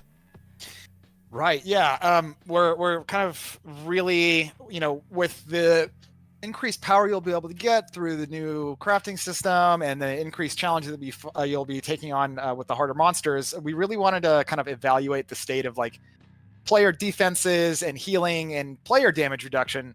Because really, if you think about it, like there's a pretty huge disparity in effective HP when you look across builds, right? Like some builds will have like 10k HP and then they proc their stuff and they go up to 200,000. It's wild. And this creates a lot of difficulty in kind of tuning the game up to be more difficult as you progress. And it also creates a lot of confusion for the player into understanding, like, how did all these layers of defenses actually work? Like, how tanky am I? ? So we've reworked a couple things. Starting at the top, we're changing armor and resistance to be rating systems, which means that you can continue to invest in these for more and more damage reduction, but they have diminishing returns at higher values. We're also changing armor from being a source of physical damage reduction to being a layer of all damage reduction. So it's not just against the physical damage type, it's against all damage types. To pair with that change, we're adding a new resistance type called physical resistance, right? So you'll go from having 5 elemental resistances to now having 6 resistances with physical resist. And the kind of end goal here is that armor and resistance are your two primary defensive layers that you're kind of balancing against. The other thing that we've done is we've really evaluated the use of all of the various damage reduction affixes, right? There's unconditional damage reduction. There's like 20,000 flavors of conditional damage reduction. We found that this leads to a really inconsistent experience. Like, your buffs will fall off in mid pack, or you're going from pack to pack and suddenly you're like 7 times less tanky and you get one tapped, right? It just feels really bad. So we're really trying to kind of make defenses a lot more predictable and understandable. Largely, we've removed a lot of conditional DRs and made them non-conditional. So your defenses will be much more predictable. To kind of help the player understand all this, we've introduced a new thing on the character sheet called toughness. Toughness itself is not a real stat. It doesn't do anything for you, but toughness is a mathematical representation of your effective HP. So what it does is basically we calculate for you how much HP you have per damage type after your armor, after your resistances, and after any other sources of DR, so that you can look at this number and get a general sense of how tanky you are. And if you're like, you got a new piece of gear, you put it on. If you see that number go up, that means you're more tanky. So just to ensure I'm understanding, does this mean that now armor and resistance no longer have a cap? The numbers just go higher and we like asymptotically approach 100% but never reach 100% damage reduction from resistance and armor? Yeah, more or less. So if I remember correctly, that's kind of the system we had at launch. And then we had like a rework in season 2 where resistance is changed to being more like Diablo 2 style, where the cap is 70% and you can get 15% on your gear meant 15%, and then armor as well. Now we had the cap of 1,000. So it sort of introduced this itemization puzzle for us all to solve, where we know, okay, I only need 1,000 armor. How do I get it? I only need X amount of resistance. How do I get it? And I thought that change was really well received by the community. So why are we now moving away from that? Right. So the system that we have right now created a few problems, namely for how we are able to scale up damage. If you think about, again, the HP disparity between some builds, we can't really reliably scale up damage past a certain point because some builds would start getting one shot while other builds wouldn't. This is largely because with a capped system, players to get more tanky, players had to rely on all these other sources of various conditional DRs coming from your uniques and all that kind of stuff. Going back to a rating system is going to give us much more control. It's going to give you, the player, a lot more control on how you scale your defenses. Ultimately, the math behind this new system is a lot more sound and scalable for the future. All right, fair enough. So does that mean we're also going to be seeing a great reduction in sources of damage reduction, like just across the board on items and Paragon and everything? Yeah, in terms of like flat damage reduction, you are still going to see it. You're still going to see it on skills. You're still going to see it on like uniques and stuff like that. But we really want it to feel like more special than it is. Right? Like if you see something that says reduces damage taken by 30%, you should be like, oh my god, that's crazy. Not like, no, throw it in the pile, whatever, don't care. Yeah, I think that's something that ended up happening and kind of building on itself and created, like, kind of turned into baggage in the current version of the game, which was I think for a while we didn't have a fantastic grasp of just how powerful these DR sources were going to turn out to be, and it ended up feeling like there was just like a bunch of arbitrary DR just kind of specced throughout the game, not necessarily very intentionally done. And now, like Art was saying, it should feel a lot more intentional when you do find something that gives you DR, because that is a very valuable thing to have. Now, that's not the only side of defenses being reworked. We got healing, potions, that kind of stuff is also being revisited. What's going on there? Yeah. So we wanted to look at the healing side of things along with the defensive side of things. We for the potion, we kind of didn't really like the state of the potion. Right, your potion cap is so high. You're constantly getting them. So the net effect is that you just kind of spam your potion whenever you want it and need it. You're going, you're fine. You're taking damage. Hit Q, instantly full. Don't care. Move on. Right. We kind of, to go along with the more intentional monster combat and difficulty, we wanted your use of the potion to be a little bit more tactical. So we've the first thing we've done is we've removed the bonus potion charges that you can get from renown. So you're gonna have a base of 4 potions, or a maximum of 4 potions. We've improved the potion healing itself. Right now, it's like this completely worthless flat heal and then a percentage-based heal over 4 seconds. I think we've just made this a flat. A percentage-based instant heal, so you'll heal 35% of your max HP every time you push the button. And then we've also added a kind of a very, very slow potion regeneration. I think it's once every 30 seconds. This is really to kind of, if you're going from pack to pack and you find yourself out of potions, like, we don't want the right answer to be like, oh, I'm going to town portal so I can talk to my healer. So we're going to give you a slow trickle so you can kind of keep moving forward. For the kind of other side of healing, we'd really like players to kind of spend a little bit more of their focus on kind of gearing defensively and for sustain as well. So we've made some improvements to life on hit. We've re-added that back into the affix pool. We've also tuned up all other sources, all other healing-based affixes like life on kill, life regen, healing percent. Those have been improved. Those have been made more available on different slots, with the intention that, like, you got to get some sustain somewhere. You can't just rely on your potion anymore. So at this point, we're looking at effectively defenses 2.0. We're sort of like getting... we've had a number of systems reworked since the game launched, and now we're kind of getting reworks of reworks.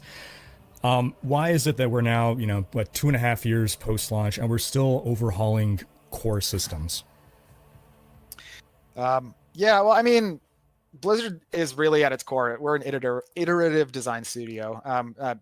Feedback, both from our own experiences and especially player feedback, is kind of the lifeblood of what we do. Especially because Diablo 4 is a live game. We're constantly, adding things. We're constantly striving to improve our systems, broaden them, make them more deeper, and kind of. Systems are really a spider web of connections, right? Like cute Charlie Day with the red string meme.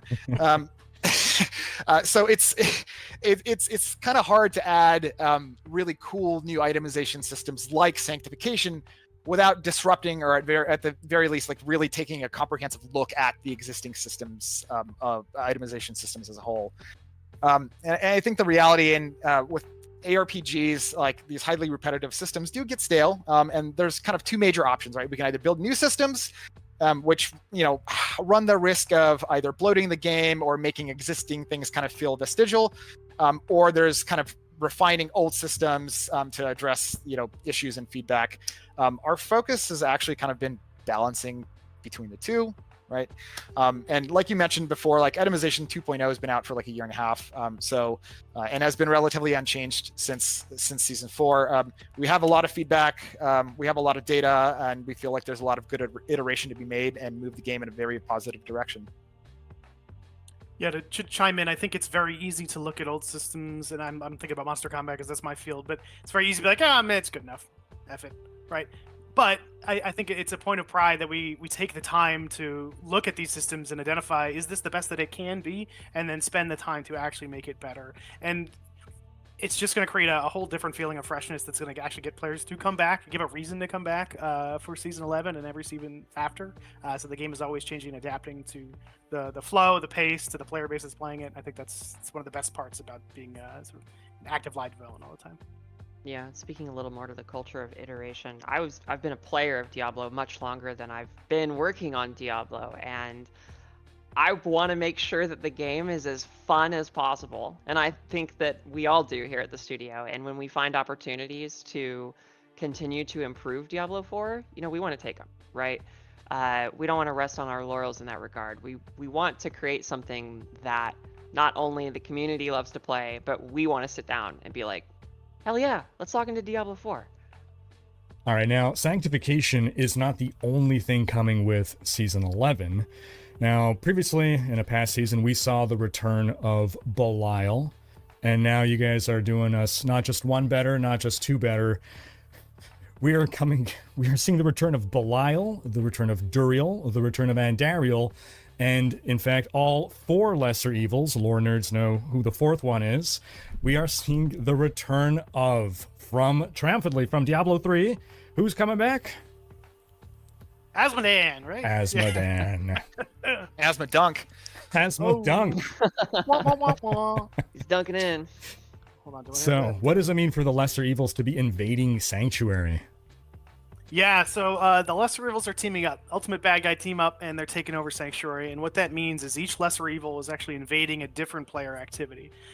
So to run it through, Andariel is taking over the Kurast Undercity. Belial is taking over the Pit. Duriel is taking over Helltide. Don't worry, it's the same color. And then Asmodan is a new world boss who's taking over the Overland.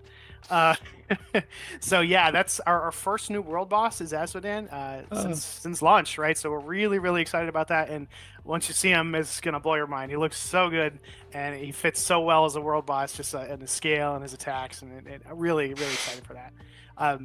So I could dive more deep into each of those activities if you like, but the general gist of it is they are going to provide a new, interesting twist on the activity that you know. It's not going to fundamentally change it. The pit is still going to be the pit, but new things are going to happen. Belial will show up and throw attacks at you.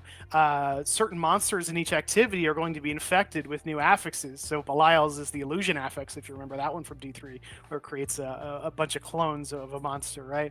And then you'll have a chance to fight Belial as the boss of the pit instead of the regular old rotation of bosses, right? And that's the same for every activity. So Duriel is going to replace the Helltide Succubus boss, and Dariel is going to replace the Undercity bosses, Longtooth, and all the different ones we have there. And then Asmodan, like I said, will be that world boss. And Asmodan being a world boss, that is going to be permanent, or that's just for the season? So there's two flavors of that. Him as a world boss in the rotation of world bosses is permanent, so he will always be a world boss going forward. There is a separate seasonal event that is happening where he is actually going to take over an event, the world boss arena in Hawazar, and he will be kind of like an open world layer boss that you can fight with friends, if that makes sense. So how it actually works is you'll show up and there'll be sort of a ritual that you can take part in, and there will be 3 different altars, one for Andariel, one for Duriel, one for Belial. And depending on which one you choose, or whoever decides to choose, that will summon hordes of enemies in theme with that lesser evil. So let's say I pick Duriel, sure.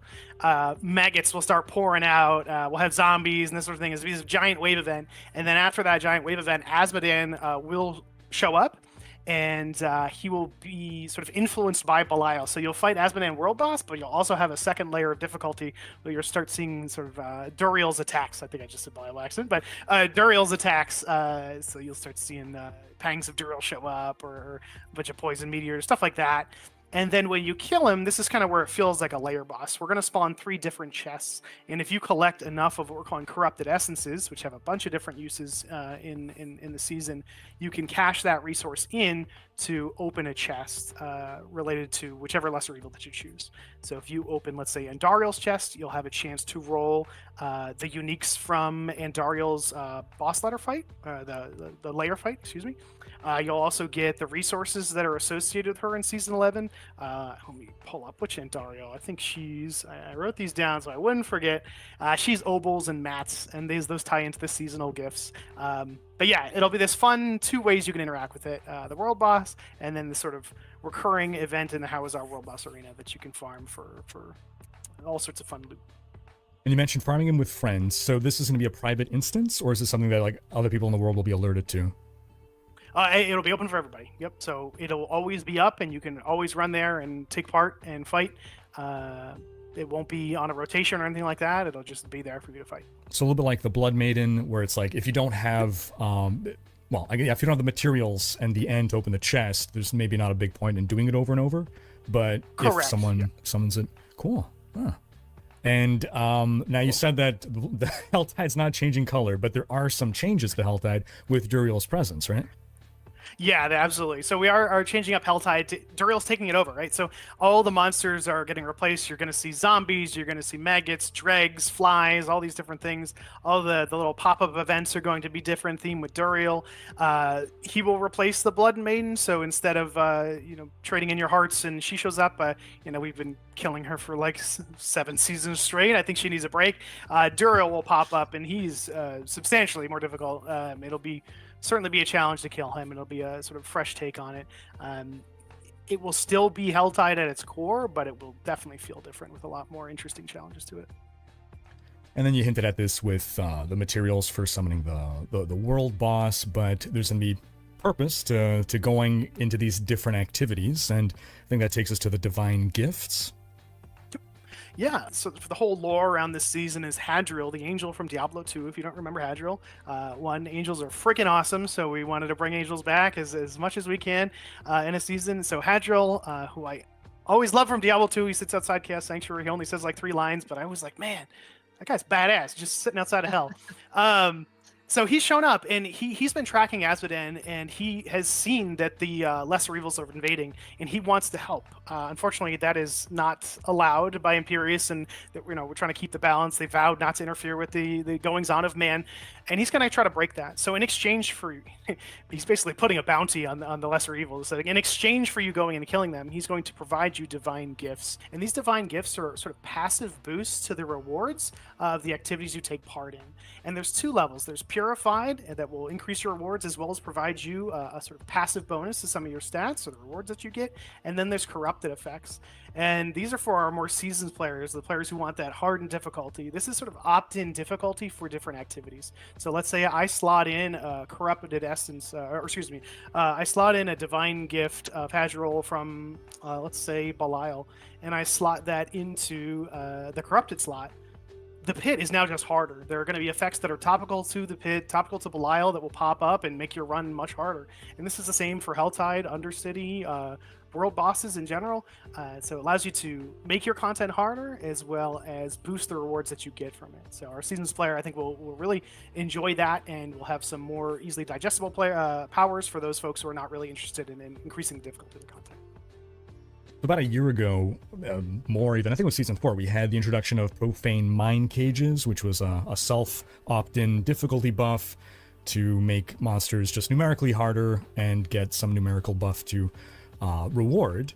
It seems like you've, and again, people really like that and want it to come back. So now you're bringing it back in a way that is like 100 times more interesting, because it's not just, number bigger. It's, I think the through line of our chat today is the increase in difficulty is done in interesting ways. It's not just they deal more damage, they have more life.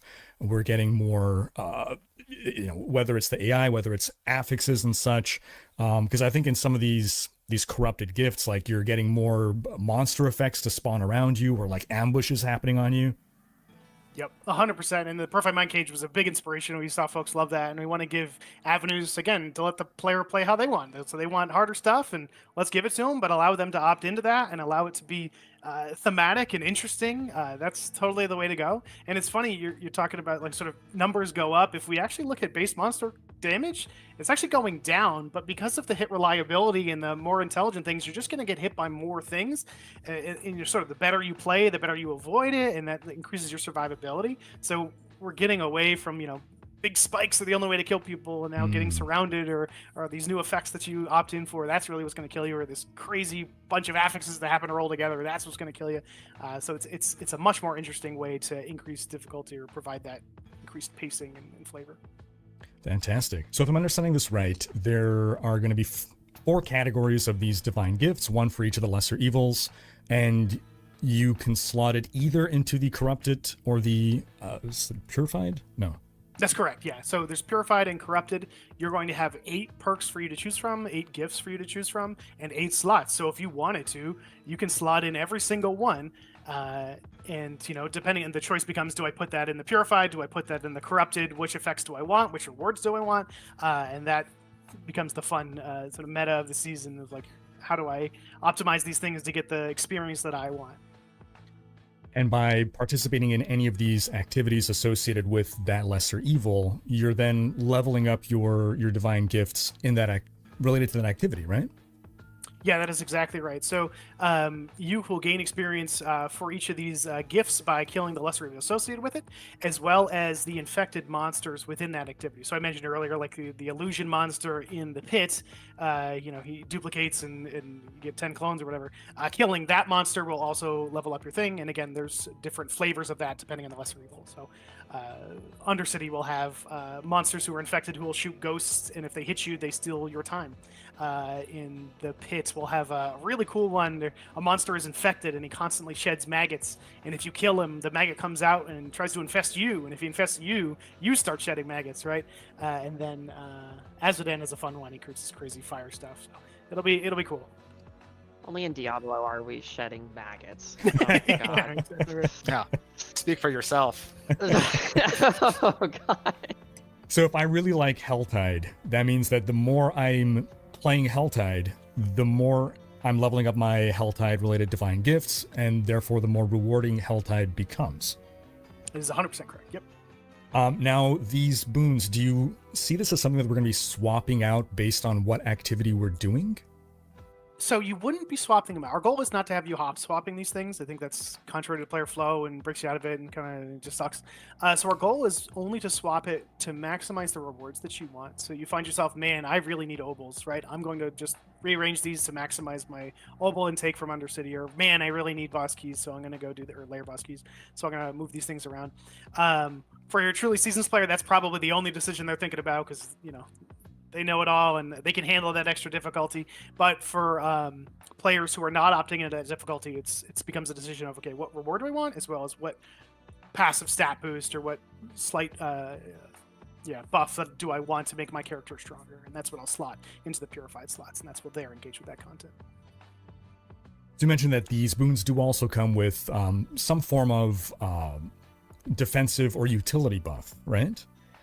Yep, that is correct. So only if you slot them in the purified one. So it becomes the decision of, okay, which boost do I want to my character, and then which negative effect do I want to unleash? Because depending on which one you slot in, it's a different negative effect. Do I want all maggots when they hit me to steal potions, or do I want every 45 seconds a mini Duriel pops up to kick my ass? Right?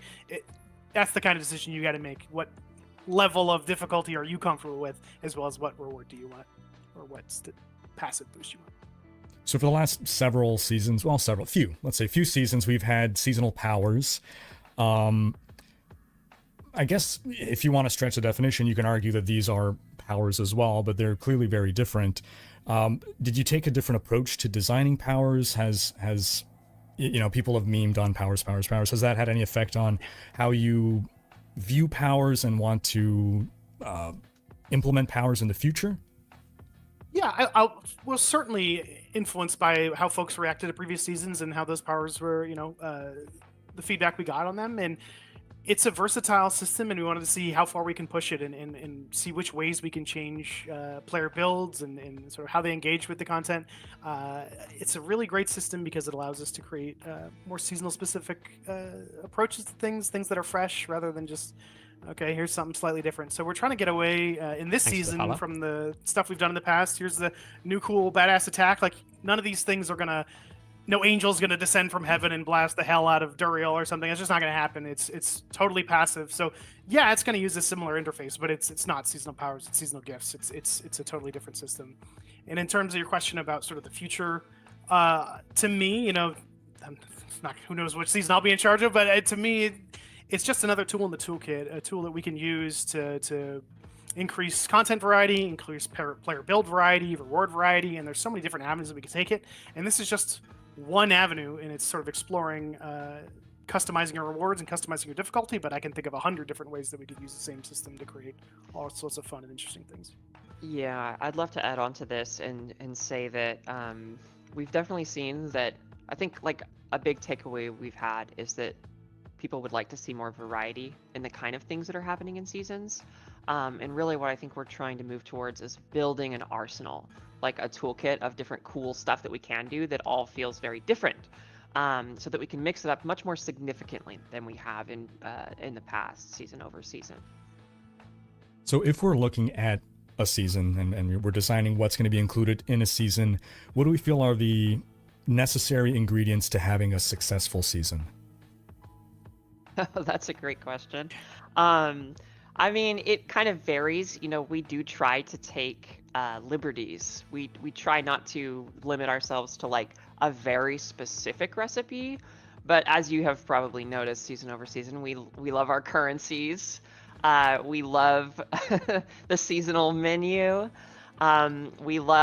Typically we love having some kind of either new activity or an activity mix-up of some kind. And in season 11 we're seeing that in the way that the lesser evils are kind of transforming all these different activities, and so we really want people to have something iconic to see immediately when they look at a season and be like, oh yeah, like that's what's happening this season. And we also want people to be able to feel it in their build somehow. And I think that's probably where Sanctification comes in season 11, is that's how you're feeling this season in your build. Yeah, when I sort of think about ingredients for a good season, how I approach it is simply put variety, but different flavors of that. 3 specific categories. One, build variety, right, is so important. We go the zero to hero journey, and how we build that character is so important, and the decisions that we make along the way are so important. So the more we could do in a given season to alter how folks craft their builds, the better. And that takes the form of seasonal powers, or in this case the seasonal gifts. If we look at items, chaos armor is super well received, right? How we engage to create that awesome build. The next piece of variety we look at is content variety, and that's the lesser evil takeover. What's something new to do along my journey? And in this case, season 10, it was Infernal Hordes, and in this case, it's updating a bunch of different activities. New world boss, pit's different, Undercity's different. So providing new content that makes that journey more meaningful. And then lastly, I don't know if a good word for this, but I'm calling it showcase variety. It's like I go from 0 to hero, and when I get to hero, I want to show off how badass that hero is. So this is our endgame content, this ultimate challenge that players can take part in, right? And we haven't talked about it yet here, but in season 11, that is a new feature that we're calling the Tower. And that is going to be the ultimate showcase because it's showing off coming with leaderboards for that thing. This is my I got to the hero status. Now let's show the whole world how freaking awesome I am by getting to the top of that leaderboard. And will most of us get there? Absolutely not. But I'm sure some streamer somewhere will live at number 1, and it'll be pretty cool to see the build that they have and how they got there. So a really exciting feature that I'm sure we're probably going to talk about soon. Let's get right to it. I mean, so we've we're reworking defenses, monsters are getting challenging, and all this is kind of leading into now the introduction of, I guess, the most competitive activity that we've had in the game so far, the introduction of the Tower. What is the Tower? Yeah, so the Tower is going to be an activity that basically tests your total mastery of Diablo 4. You're going to have all these new itemization changes in Season 11. There's going to be all these wonderful monster updates. And this is going to be the place you go to really test how far your character has come, from that 0 to hero, as you were saying, Owen, and really put it to the test. So the Tower is a kind of a black box of a bunch of different things that could happen. And it's going to be up to you to understand the different possibility spaces and then utilize them to the best of your ability. So, for example, there are going to be a certain number of pylons that are going to spawn in the Tower. And it's going to be up to you to decide when is the best time to use them. Because, for example, in the Tower, monsters are going to follow you. So you're going to be able to kind of herd them around. And if you find a pylon that's going to give you a big buff, but maybe there's not enough monsters around it, you can be clever about that and be like, okay, I need to go round up a big group of guys and bring them back here and then blast them because that's going to give me a ton of progress. And there's a lot of different situations that can kind of emergently occur like that in the Tower. And it's up to you to determine how you can best utilize it. And that's really where the skill expression comes in the Tower. There's going to be a ton of variety, but there's also going to be quite a bit of consistency. So you'll start to see patterns emerge as you run the Tower over and over and over again. And so as you continue playing through it, you're going to get better and better and better at dealing with the different situations it throws at you. And yes, it will have a leaderboard affiliated with it. So you are going to be able to show off just how much better you're getting and compete against your friends and players across the world. And then these leaderboards, is it going to be cross-platform? Are we going to be able to filter it in different ways? Yeah, so they are going to be cross-platform. All players from across all different platforms are going to be represented on this unified leaderboard, but you will be able to filter by platform if you'd like to see all players on PC or whatnot. And you can also filter by your friends if you want to, show off that you're the best among your friend group or whatnot.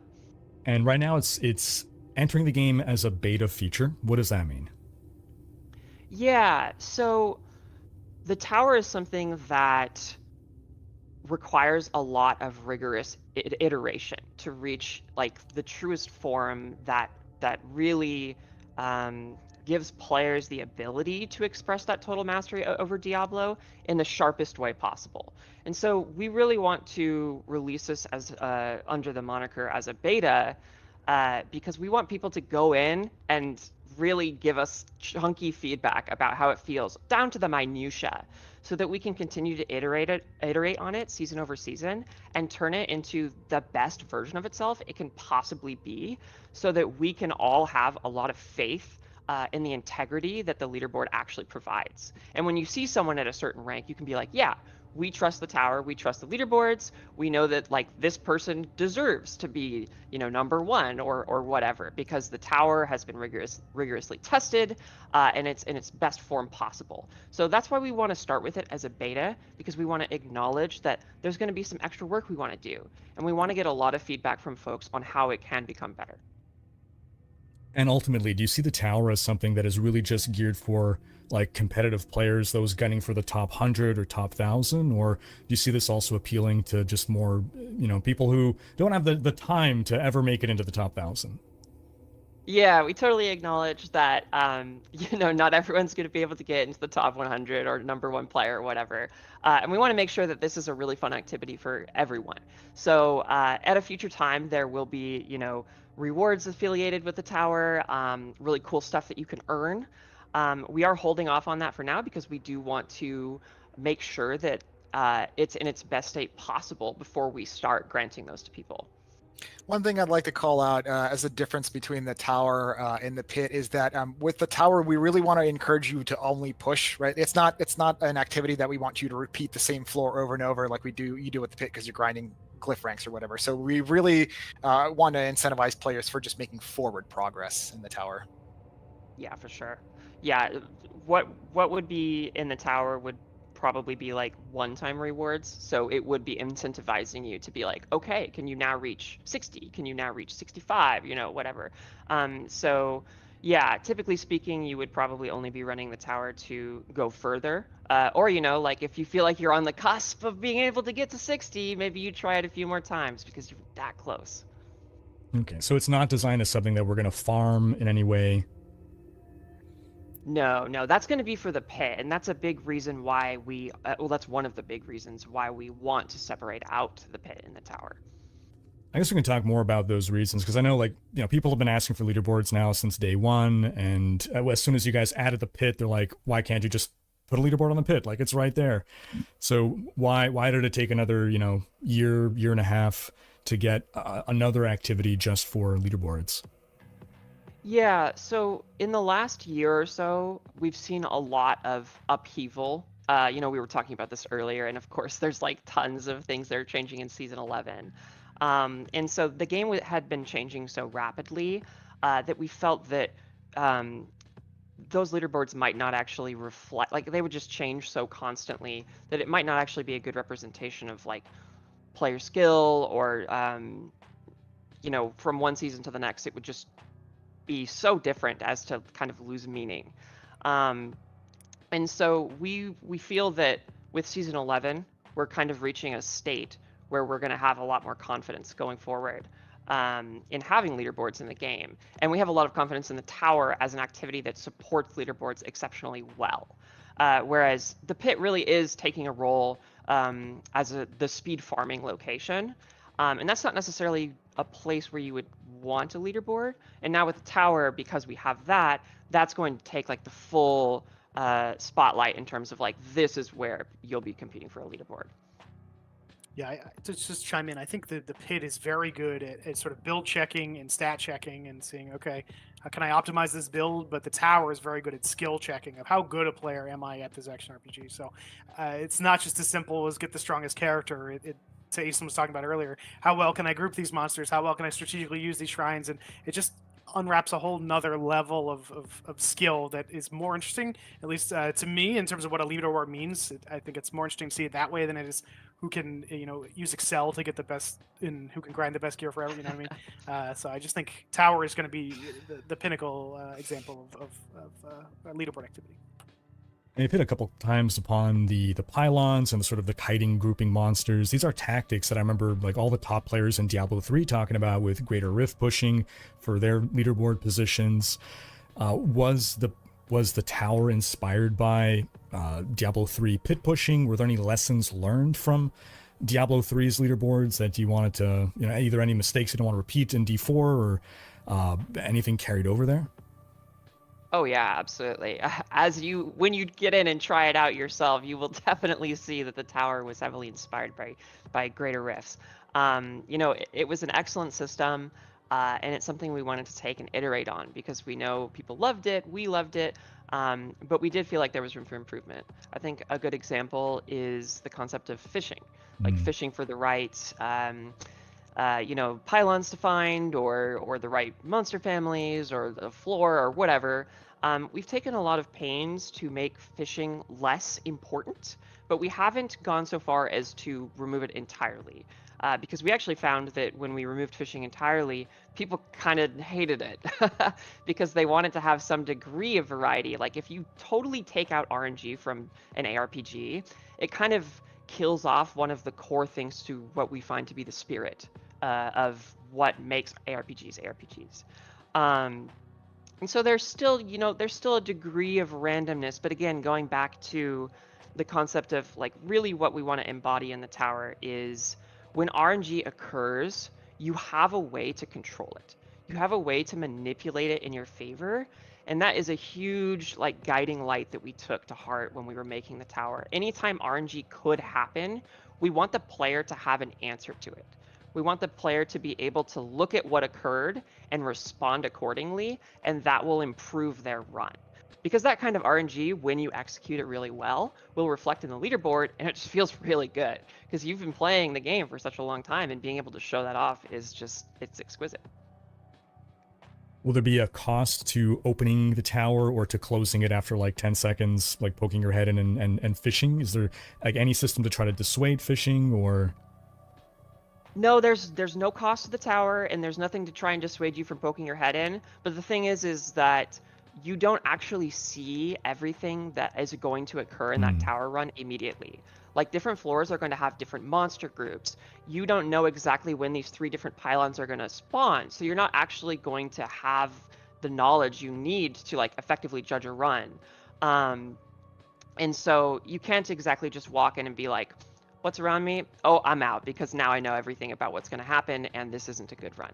You are going to need to push further in, and you'll see things emerge as they come, and then you'll need to respond to it. So the pit is limited to 2 floors. Is the tower limited to more than 2, or is there any limit? Yeah, the tower has 5 floors, and that is a part of the kind of skill expression that we want people to be able to experience in the tower. We want you to be able to skip a certain amount of content in the tower. Like for example, if you do run into a floor where there's maybe like an unfavorable combination of monsters or whatever that you don't feel your build is really super good at dealing with, yeah, you can probably run through that. But you can only skip a certain amount of stuff in the tower, and that's actually why we've explicitly set it to 5 floors. Is we do want to kind of like force you to accept conditions at a certain point, so you have some space to be like, let's re-roll this, let's like re-roll that or whatnot. But you can't do that infinitely. You can't just keep going until you find something that you can just like blast instantaneously and get all your progress. And as to the pit being 2 floors, that's something that we're open to potentially changing. We didn't want to make like super fundamental changes to the pit right off the bat based on the tower, because it is a beta. And we acknowledge that, it's something that people, like we want to hear people's feedback about. And if it's, if 5 floors are received super positively, or if various elements of the tower are received super positively and they could potentially be applied to the pit, that's something we're going to be taking a look at for sure. All right, then another big change coming is season ranks replacing the season journey, right? We're reintroducing capstone dungeons, which I always thought they were a cool feature, and I was kind of sad. It's like, oh, like this is the cool content, and now I can't play it anymore. So they're being brought back. More are being brought back. Some are going to be seasonal content that rotates every season, right? That's correct. Yeah. So I guess, do you want to go over more details about exactly what this change means to the day-to-day of players in the start of a new season? Yeah, definitely. So I think the biggest 2 things you'll notice is, you already said the first one, which is capstones, which is awesome. I'm super excited for capstones to come back as well. The cool vibes that you got from capstones before are going to be there again, in the sense that it's going to be a really cool milestone for you to experience and kind of test your build season over season. You might be able to beat the first capstone at level 30 in season 11. Maybe you can beat it at level 20 in season 12 if you do something like crazy and your build is super powerful earlier or whatnot. So you can kind of reflect on how you're getting better at the game season over season, which is cool. The other thing is that previously in the season journey, you needed to complete X out of Y objectives in any given chapter, and that's how you advanced to the next chapter. That is no longer the case in the season rank system. You have to complete the capstone objective, which for the first 5 ranks are fully fledged capstone dungeons that you have to crawl through. Once you complete those capstone dungeons, or rather just the capstone objective of that rank, you now have access to all the objectives and the capstone dungeon of the next rank. And these capstones are going to become higher and higher level as you go. They are not bound to your player level or difficulty. So for example, the first capstone dungeon, at least in PTR, is set to monster level 30. You can walk into this capstone when you're level 1. If you feel like you could somehow overcome it when you're level 1, go get him, You won't. Slugger. Yeah, you You'll won't. die. You'll die. But you know, if you somehow break the game and do it at level 1 or 5 or 10 or whatever, you now have access to rank 2 and the next capstone. So if you can continue to do that at a significantly lower level than the capstone dungeon, you can continue to climb through the ranks at your own pace. And that's kind of the heart of what I'm trying to get at here, is that a huge guiding light of this change is that you can participate and experience season ranks totally at your own pace. You know, if you're like a crazy streamer that goes insanely fast, no longer do you have to go off the beaten path and do like all these different objectives to advance. You can just go from capstone to capstone to capstone and get through all of it, which is pretty sick. If you'd rather take it slow and like maybe out level it a bit and be a little more comfortable as you're going into the capstones, you can totally do that too. But yeah, so it's really just about experiencing season ranks how you'd like. And then beyond that, we're still going to have like a lot of objectives, like actually more objectives than we've previously had in the season journey.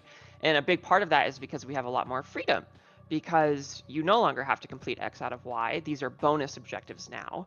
So we can add a lot of cool stuff that gives you, you know, little micro rewards as you're going through the game. And so if you're like a completionist and you love to just like check all the boxes, there's going to be like a dense amount of stuff for you to do in season 11 in the season rank system.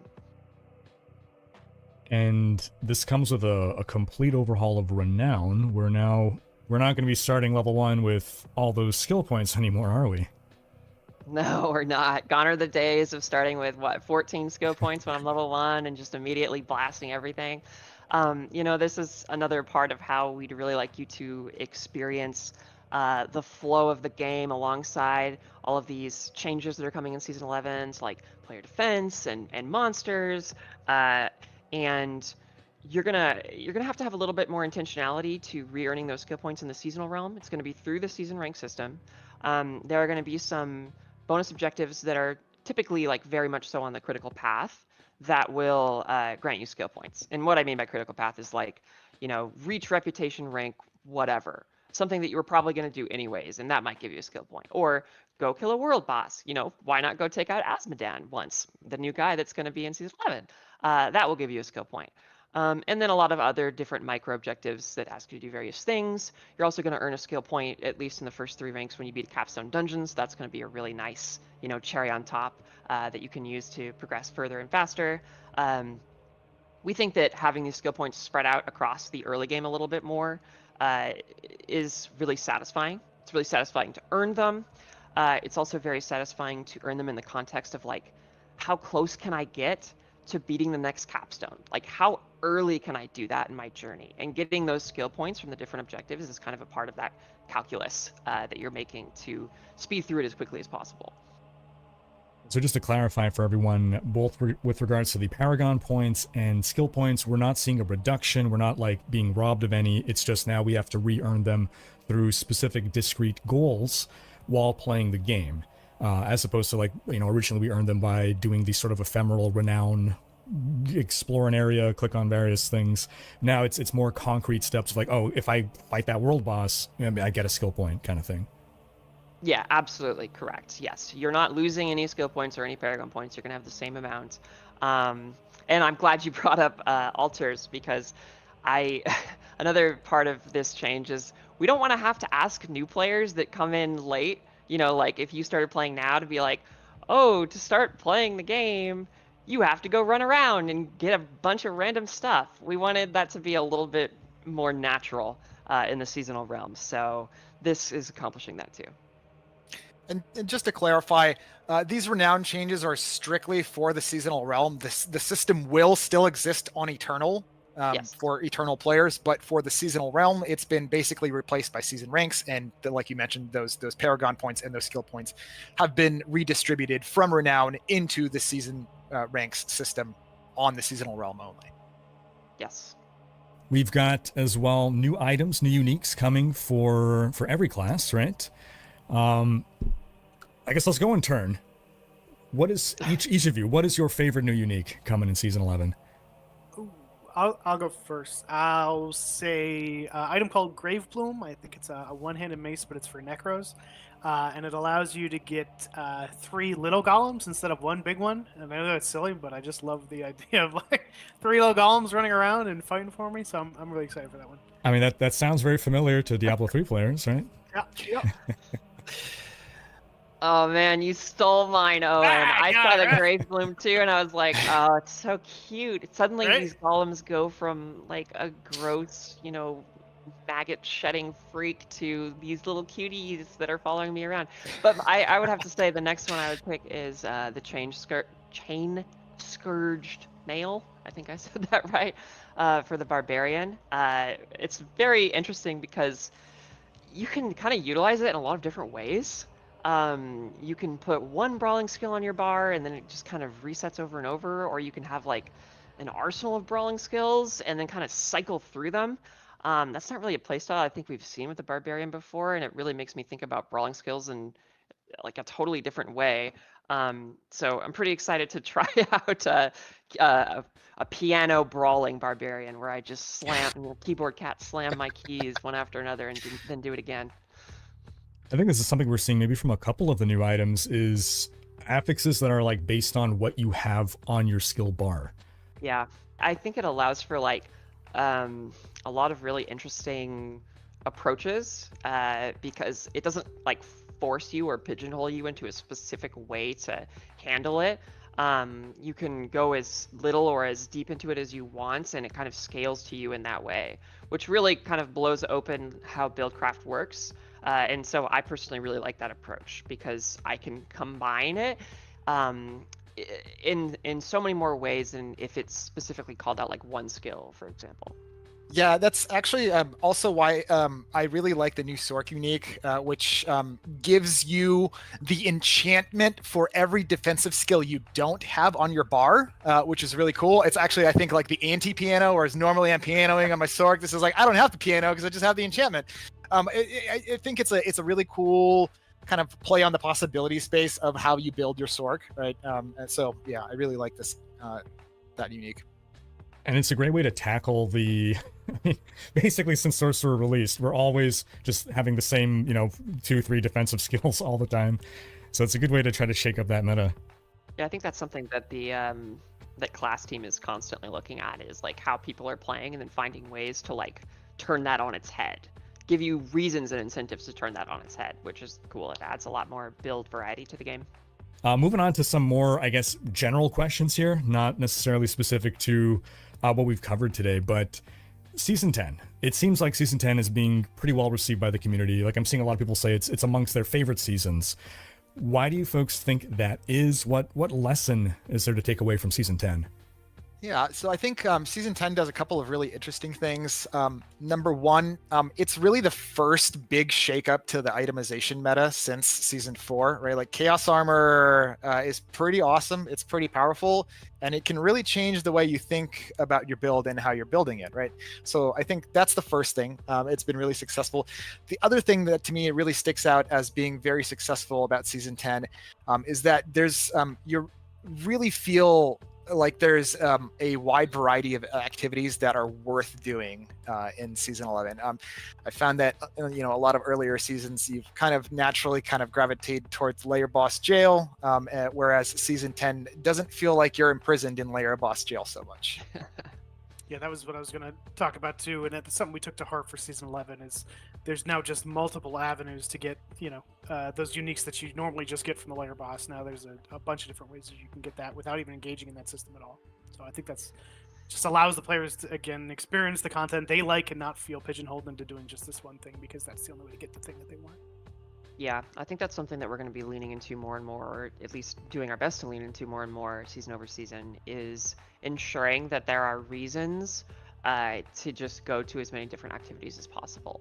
I think really, at least for me personally, something that really starts to make me like ask the question, why am I still playing this season? Is when I realized that like the best thing that I could be doing is like one thing over and over and over and over again. And then when I'm on like run 100 of that or whatever, I'm just like, do I want to keep doing this? I've done this 100 times, you know?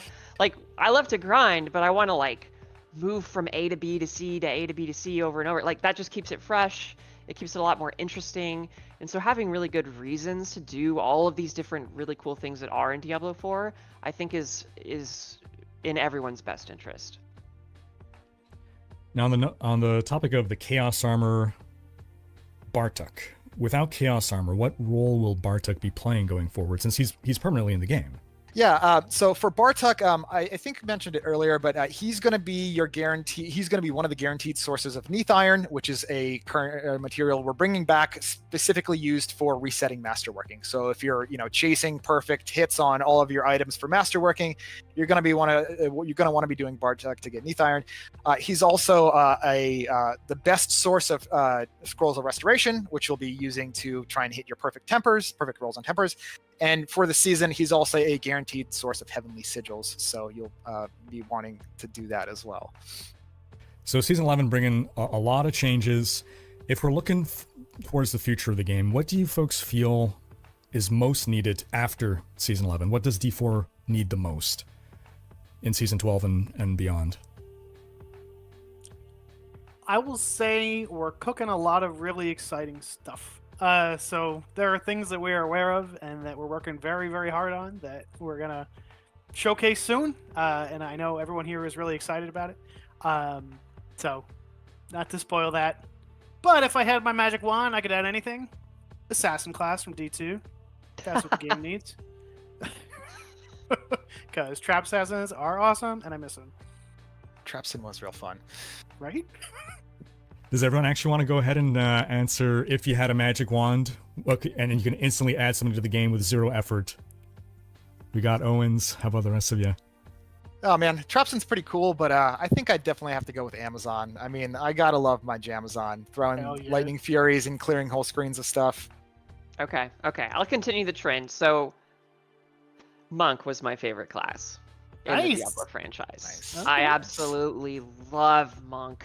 I have it, I would say 80% with Spiritborn, so I'm pretty happy. But I don't know, there's just something about punching across the screen and literally just, I don't know, the Monk, they're just sweet, dude. I love the Monk so much. So no love for Paladin. Gotcha. Okay. So of all the changes that you guys have made to the game over time, what has been the most challenging to address and why? I'll hop in first with just talking about the evolved monster combat. Evaluating every single monster in the game is extremely difficult. Just looking at every one of their behaviors, every single one of their animations, and just tuning the frames that they do XYZ took a lot of effort. And I'll give huge props to the Encounter team for all the work they did on that, as well as the other teams, VFX teams, all the folks that supported that. It took a whole hell of a lot of work in just making sure that sort of our philosophy, all monster families are equal in terms of their difficulty, but all monster families are unique. Is very took a lot of work, and they should be very proud of that. And I think you'll notice the fruits of that labor. So for us, that was a huge effort that we spent a lot of time on. On the system side of things, adding a whole new power system like Sanctification is pretty difficult. Like I mentioned earlier, systems are really like a giant tangled spider web of things, and you pull at one thread and you have no idea what you'll necessarily unravel. So doing that and updating tempering and masterworking while kind of making sure that the kind of the sanctity of the game is preserved was a pretty monumental task. Also, huge props to the systems team and everybody else that was involved with that. Yeah, I think just to add on to that, because I guess, I'm a systems designer, so every problem is a nail or whatever. But whenever you change a system, especially in a game like Diablo 4, you have to take into consideration effectively every other system that exists. They all just have to exist together in harmony. And so because of the great deal of things that are changing in Season 11, and with all the things that we keep track of going forward as well, we have to harmonize all of that constantly, and that's, like Art was saying, a monumental lift from Art, from myself, from the rest of the systems team, and so many other teams too, because people need to be apprised and aware of how the game is changing. And I think something that people probably don't often think about when it comes to game development, but like when we were working on season 11, everyone has to work on these things in tandem. Like we all have to be working on monster combat or season ranks or the tower or all the different itemization changes at the same time. And not everything is implemented at the same time, right? And so when you're trying to evaluate the context of like, how hard is monster combat, you might not actually have everything ready for like how defenses are changing or how itemization is changing. And so you kind of have to like put on your like future goggles sometimes when you're like playtesting or whatnot, and just be like, well, you have to think about this is like how this is going to exist. And so when you're in the early stages of development or even the middle stages of development, that can be a great challenge, and everyone has to like be very aware ambiently of everything that's happening so that we can all understand the context properly and give feedback and make sure that it all lands at the same time perfectly, which is like just props to the team for being able to handle that and the logistics of it, which is a big reason why we have producers. So yeah. On the topic of that tangled web, this might tie into it. Prior to release, there were talks about set items. Joe Shelley and Rod Ferguson were mentioning that sets were something that would come after release. They wanted to make sure that they were implemented well. We haven't really heard anything about sets in a while. Has it been decided that they just don't fit into D4, or are they still potentially on the table? We're still definitely evaluating. We know that they were super popular, and like they're super fun to try and collect the thing and kind of see how you can piece together the parts of the set you need with the rest of your itemization puzzle. We're still kind of figuring how we want to tackle it, because we know there's some problems with the D3's sets and how kind of they warped the meta that we want to avoid if we were to go and introduce sets into Diablo 4. Fair enough. The Dark Citadel. Are there any plans for more raid-like content to come into the game? Any plans for changes to the Dark Citadel? Are you guys just happy with where the Dark Citadel exists right now in D4? Yeah, I guess, yeah. When I think about the Dark Citadel, my wife is a librarian. She has the expression, a book for every reader and a reader, a reader for every book. And I think of that like in terms of activities that we have in our game, where certain activities, there's a player for every activity and an activity for every player, and not all activities appeal to all players, and that's totally fine, right? I think if we did that, the game would be very homogenous, not very interesting. So where it landed is incredibly awesome experience that is highly engaging for people who are interested in that type of content and want to go in and do more deliberate combat with puzzles and all this really awesome stuff. So I encourage everybody to go check it out. It landed in a terrific spot.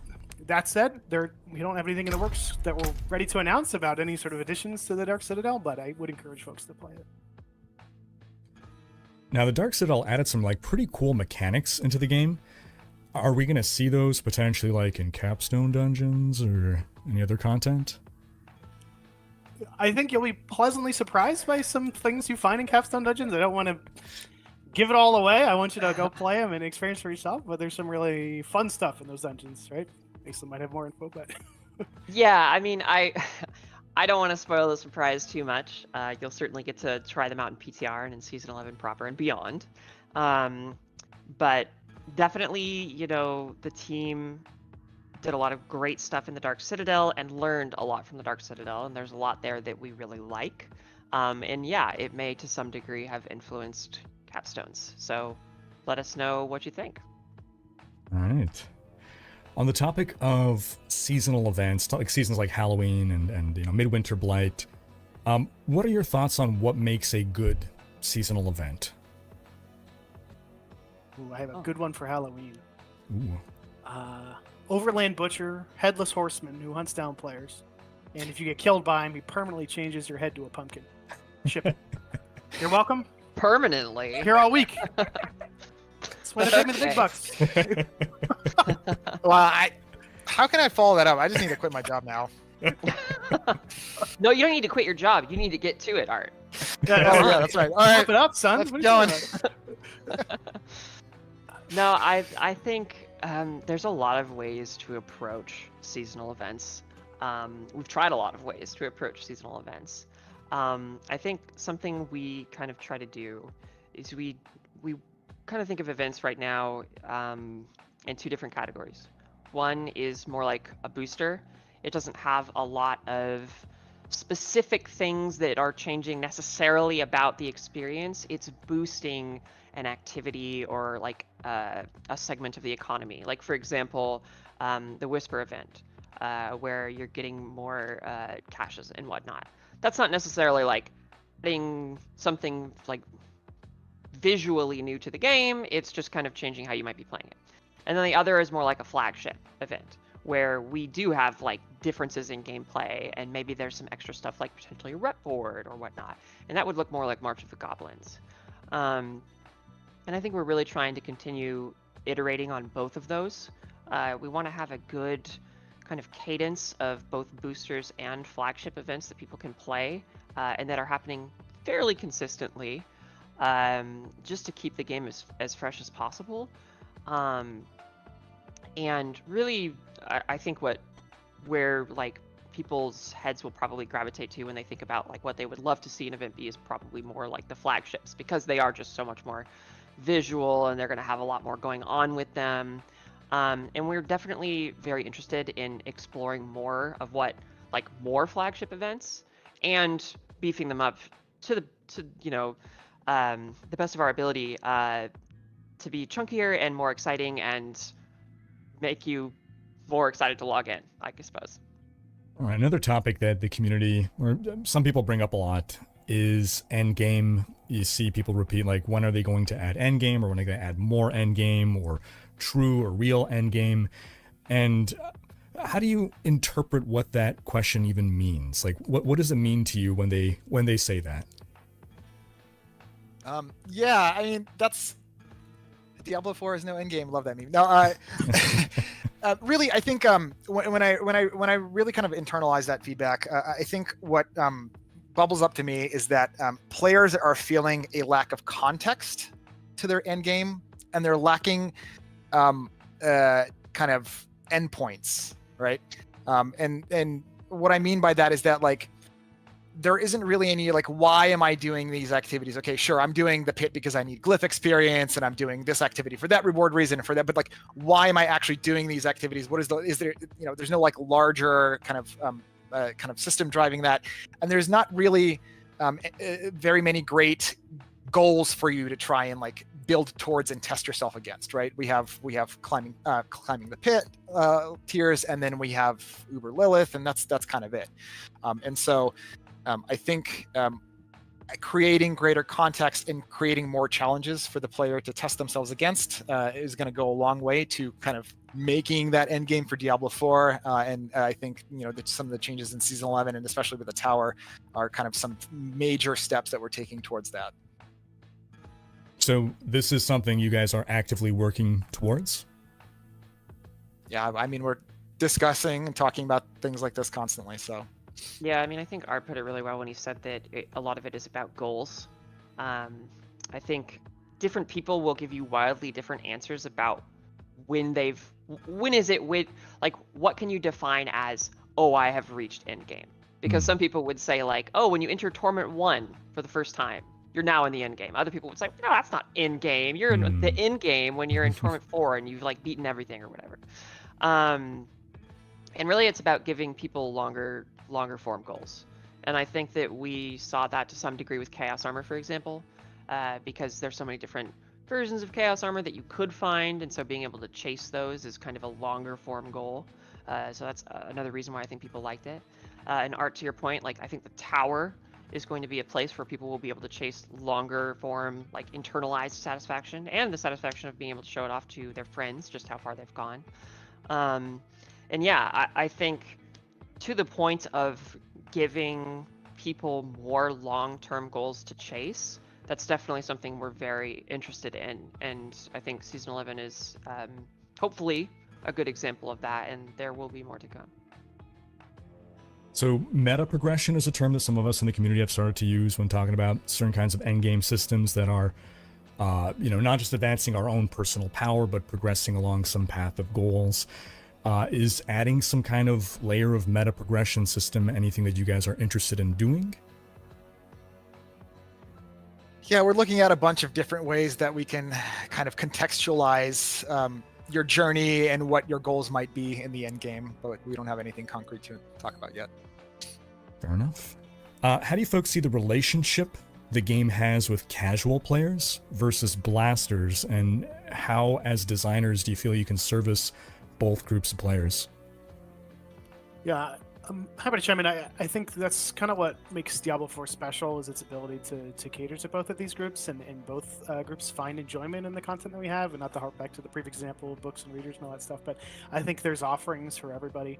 And I think one of the big things about Season 11 is the changes that we're putting in are not just like, this is for blasters and this is for base, people who don't blast. Like, all the improvements to all the systems are for everyone, and they can enjoy it equally.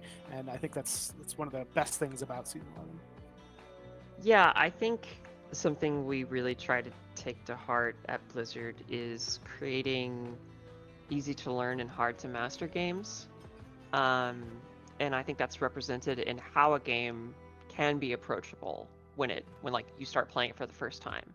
Like, if you go back in time to when you played the campaign for the first time, what were the tools available to you when you stepped out of the cavern in Kyovashad? Not really much. You didn't even have a skill, right? You just ran up to things and left clicked them. You couldn't really do anything.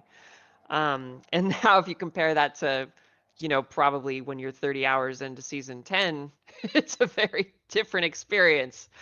And so I think we really try to approach this from the sense of, like, at its very core, Diablo is a very simple game. There's not actually that much going on. But then when you dig deeper into every little minutia of how a skill works, how this item works, how this stat works, all these different things all combine to create something that does have a tremendous amount of depth and a tremendous amount of play too, and like a lot to sink your teeth into and experience and master over 100 hours or more.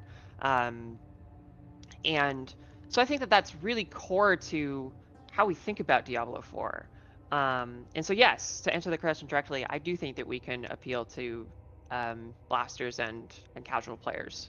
I think that's what we strive to do in all the different systems that we create.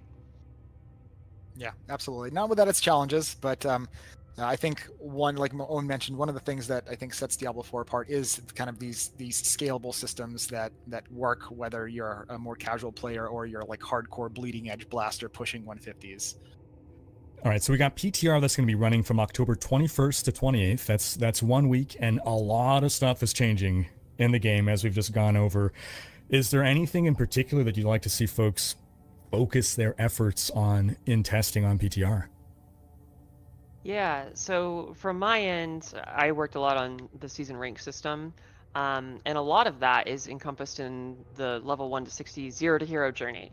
So if you feel the impetus, if you have the kindness in your heart, please ignore Marak for a little bit and actually try going through the season journey and naturally trying out the capstones and experiencing kind of that new 0 to hero experience that we have. Yeah, for me, obviously, I've been harping on it the whole time, but Evolved Monster Combat, any feedback you have there, specifically around how the monsters feel, how combat feels in general, do you like the increase in difficulty, are you feeling memorable moments, the affixes, are there any like, oh, god damn it, this one again? Let us know. I'd love to hear it. Not all are going to be amazing to fight. We do want that healthy friction, but if there's some that you really grate your teeth against, I'd love to know that, and we can iterate on it. For me, I mean, obviously, probably all the itemization stuff that we rework and all the new stuff. Just like, yeah, take a look at it, send feedback. Actually, also in the context of the leveling journey, would be super awesome. Like how you're building your character early game. Does the armor system and resistance system feel good? Like, does tempering? Like, do you actually care about using tempering, leveling up? All that stuff would be super useful as well if you can ignore Brack for a day or two. Yes. And to finish this all off, we cannot forget, after you've ignored Brack for a day or two, or however you want to approach it, go try out the tower. We want tons of feedback on the tower. We want to make the tower the sharpest version of itself that it can possibly be. That really feels like it puts the RNG in your hands to manipulate and do to the best of your ability. So, if anything feels like it, there's randomness that's occurring that doesn't feel like you can address it in any way meaningfully, and it doesn't feel great, let us know. Just let us know how the mode feels. Try it out. All right, fantastic. We've covered a lot of ground today. I appreciate your time, and as a PSA to folks watching, right after this video ends, you can find these folks. These three are going to be on the Sanctuary Discord for a live Q&A. They'll be on voice. You could submit your questions and hear their answers if there's anything that wasn't covered in this video right here. But before we close, any last message any of you wanted to put out to the folks?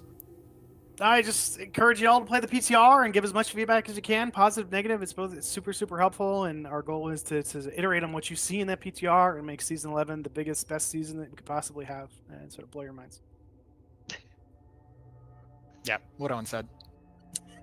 Yeah, try it all out. You know, we've put a lot of blood, sweat, and tears into season 11. I cannot wait for you guys to get your hands on it, and we'll see you in the future, which is right now for you, but not for us, which is why it's the future. So, yeah. All right, thanks so much. Like and subscribe to Riker. Yeah. Tip jars. My available. Venmo is.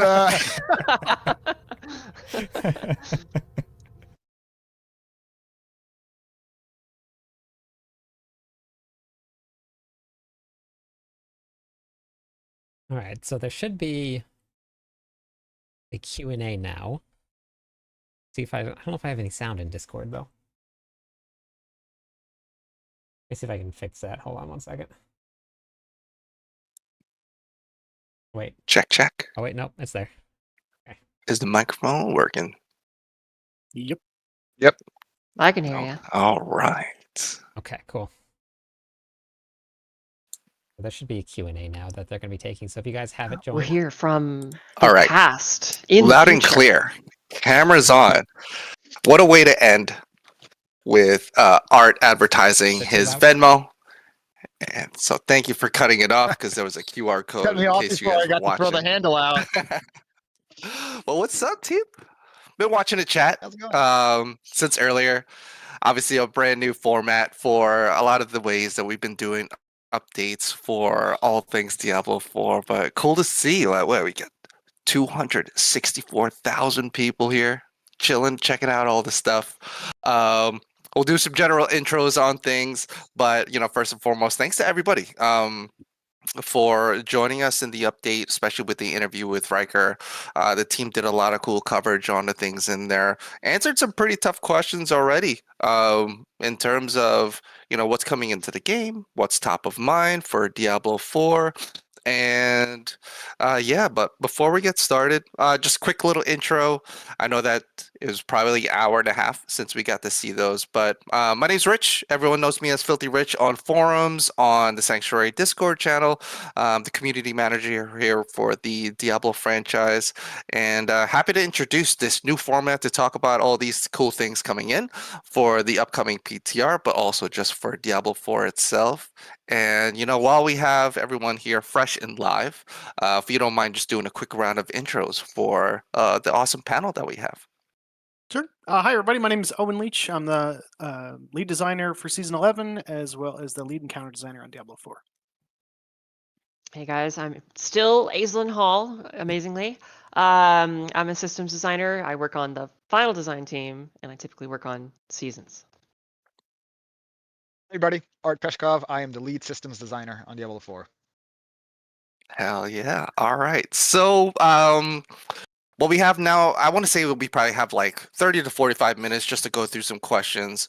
Big shout out to the entire Sanctuary Discord admin crew, folks from our community team. They've been gathering questions since this entire thing started on a hidden mythic spreadsheet where we'll be asking some questions. But just to like paint the picture of things, as much as we want to answer a lot of the hard-hitting questions, but there's also some casual questions finding their way into this dock, just to kind of, if anything, break the ice a little bit. I think I saw one that got deleted, but like, is it pancakes or waffles?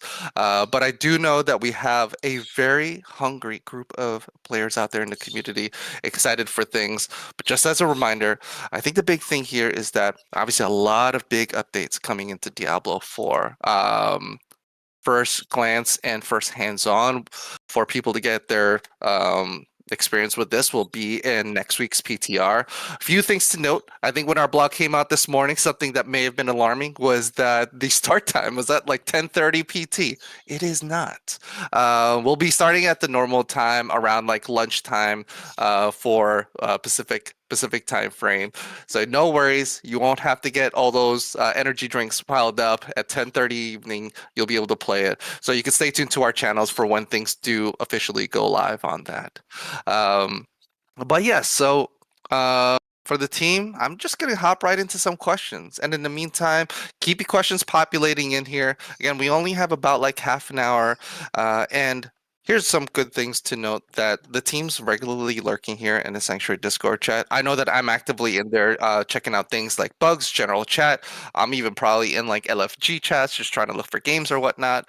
But let's just jump right into it. So I'm not going to call anyone out. I'll throw out a question to the panel over here, and any one of you can hop in, interrupt each other, have some fun, and we'll just attack all these questions. So first question comes from Zumoji. Will there be Blood Maiden, or is she completely replaced by Duriel this time around? I'm gonna start by saying pancakes are way better than waffles, and waffles fucking blow. The first one, will it be Blood Maiden? Yes. Blood Maiden, no. So in season 11, Blood Maiden is completely replaced with Duriel. So we've been fighting the Blood Maiden for forever. She needs a break.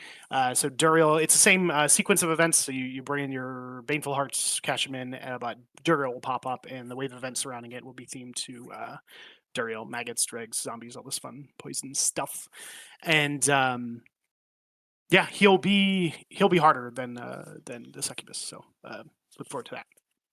Okay, so second of all, waffles are far superior to pancakes. I cannot believe you just said that. But anyways, Duriel will only be taking over for season 11, correct? So the Blood Maiden is going to take a break, and then she's going to be coming back. So she's on vacation. She'll be coming back. Shout out to Duriel for hopping on in with that.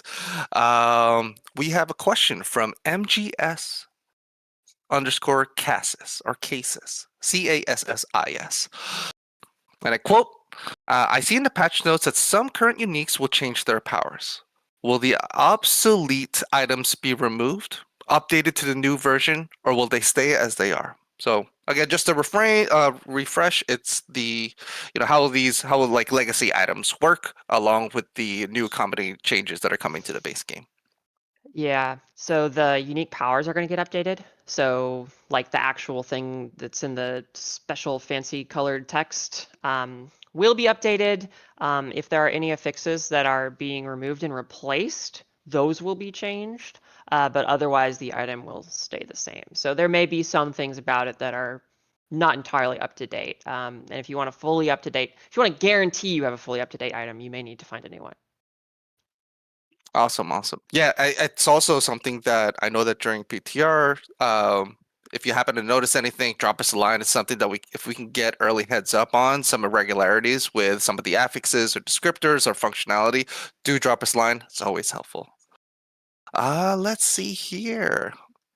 Art, I got a lot of questions coming in your way. A lot of folks are interested in masterworking. Might as well just kick it off now. So, Smokey 13 XIII asks, will gold be reduced, the same, or increased with the new masterworking system? So I think maybe the approach could be like maybe the gold cost towards masterworking, but if there are any updates in general to like how gold acquisition works in base game, that might also be a good insight to share. We're not fundamentally changing like gold acquisition rates in season 11. Masterwork resetting the masterworking capstone is going to cost a lot less gold. It's still going to be a kind of a gold sink, but it's primarily not going to be a gold sink because we're introducing a new material that's going to be used for resetting the masterworking capstone. That'll be kind of like the primary material sink for resetting masterworking. But we do want to tax you on gold a little bit. Next question I have will be from Arius. Oh my gosh, I'm going through these quick.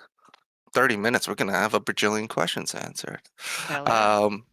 So this one's anybody could approach this one from Aureus. With all these large changes, could we be seeing a longer PTR cycle, perhaps even a month? Put simply, no. The PTR is going to run from the 21st to 28th, and it's set for a week. I love that we're excited to try more stuff and get more feedback. I'd love that, but yeah, it's only going to be a week. And I think it's also with that said, a lot of what we've been doing now with, previously we were doing a lot of the PTR streams. We've pivoted because we found that a lot of the content, like within those streams, are developer update streams were redundant. We want to have more communication moments with players in the community, such as this one. So, I think the big thing that we were discussing before we even had like the interview with Riker is just like being on point with calling out areas where we would very much appreciate aspects of feedback on, especially for the new systems, especially since this one has a lot of content coming into it. So with the time change remaining the same, I think the one thing that we're definitely asking for players out there in the community, for those participating, for those even reading the blog notes and can analyze really quick, your feedback is insanely appreciated. I can tell you that this team, along with many others, read through every little thing across our forums, across our sanctuary chat, and even like things in comments, even the not so nice ones. We read them all. Let's see here. This one coming from Hotel. Nice name. With the new crafting affix crafting system, what happens to existing items in Eternal? I feel like we answered that one already. I actually, there's a little bit of nuance to that. Aislinn is right. Like, if we updated the unique power on a unique item, that would change for Eternal players. But in the context of like the changes to tempering and masterworking, all of the items on your Eternal characters, they're going to get flagged as legacy, which means you won't be able to temper or masterwork them in the new system. We have made some improvements to legacy, so that if you're progressing, you get a bonus to like selling and salvaging, so that you actually want to upgrade in the context of the new system. But yeah, so just want to make it clear that for Eternal characters, you will not be able to temper and masterwork in the new system using existing items. Gotcha. Yeah, and I think we got to see this I think personally got to see some of these changes with like changes that we made to mythics. I know that like the Shaco, the OG Shaco just had a certain threshold that it went up to, but when we made the change to increase those, the legacy remained the same, so you got to see like what it was and got to compare it to what it is now. But yeah, again, same note. Anything funky happens to those legacy items within any of the testing for PTR, drop us a line, and everything's appreciated. All right, I see the next one for Duriel. So with the changes to Duriel and crew, will they? Oh, and by the way, this is from Geeky TX Chick 1726. With the changes to Duriel and crew, will they still have the same drop tables, or will those be changing? That's a really good question. So, drop tables associated with these bosses in New Worlds and Realms? So there'll be updates. So I guess there's two ways to answer this. One is a lot of the rewards that you gain from these folks are going to be determined by the divine gifts that you slot in. So depending on which divine gifts you slot in, you can get different rewards from each of these lesser evils. And I'll just list them off. So like Belial can give you extra glyph rewards or gold. Azmodan can give you layer boss keys or activity keys. And Dario will give you obols or mats. And Duriel socketables and XP. So on top of that, every lesser evil will also be able to have a chance to drop the uniques from the ladder boss fight. So, there's specific uniques to Duriel. When you kill Duriel and Helltide, he has a chance to drop that. And that's the same for each lesser evil, as well as Azmodan. He'll just pull from all of them. Awesome. Thanks for that, Owen. Axiom asks, can we give more of an idea of what Sanctifying can add? Ooh. Put you on the test art. So it can add legendary aspects? Any information on the pool from them, or is it from any aspect? So I guess the question just around like, hey, what's the pool? What's the revolving pool for sanctified items? Yeah, totally. So Sanctification has 5 possible outcomes right now. I'll list them off and I'll kind of go into each one of them afterwards. There's adding a legendary item. These are these are specific pools of legendaries. It's not like any legendary goes. There are some generic legendaries in the Sanctification pool, and there are also some class-specific legendaries in the Sanctification pool for each class.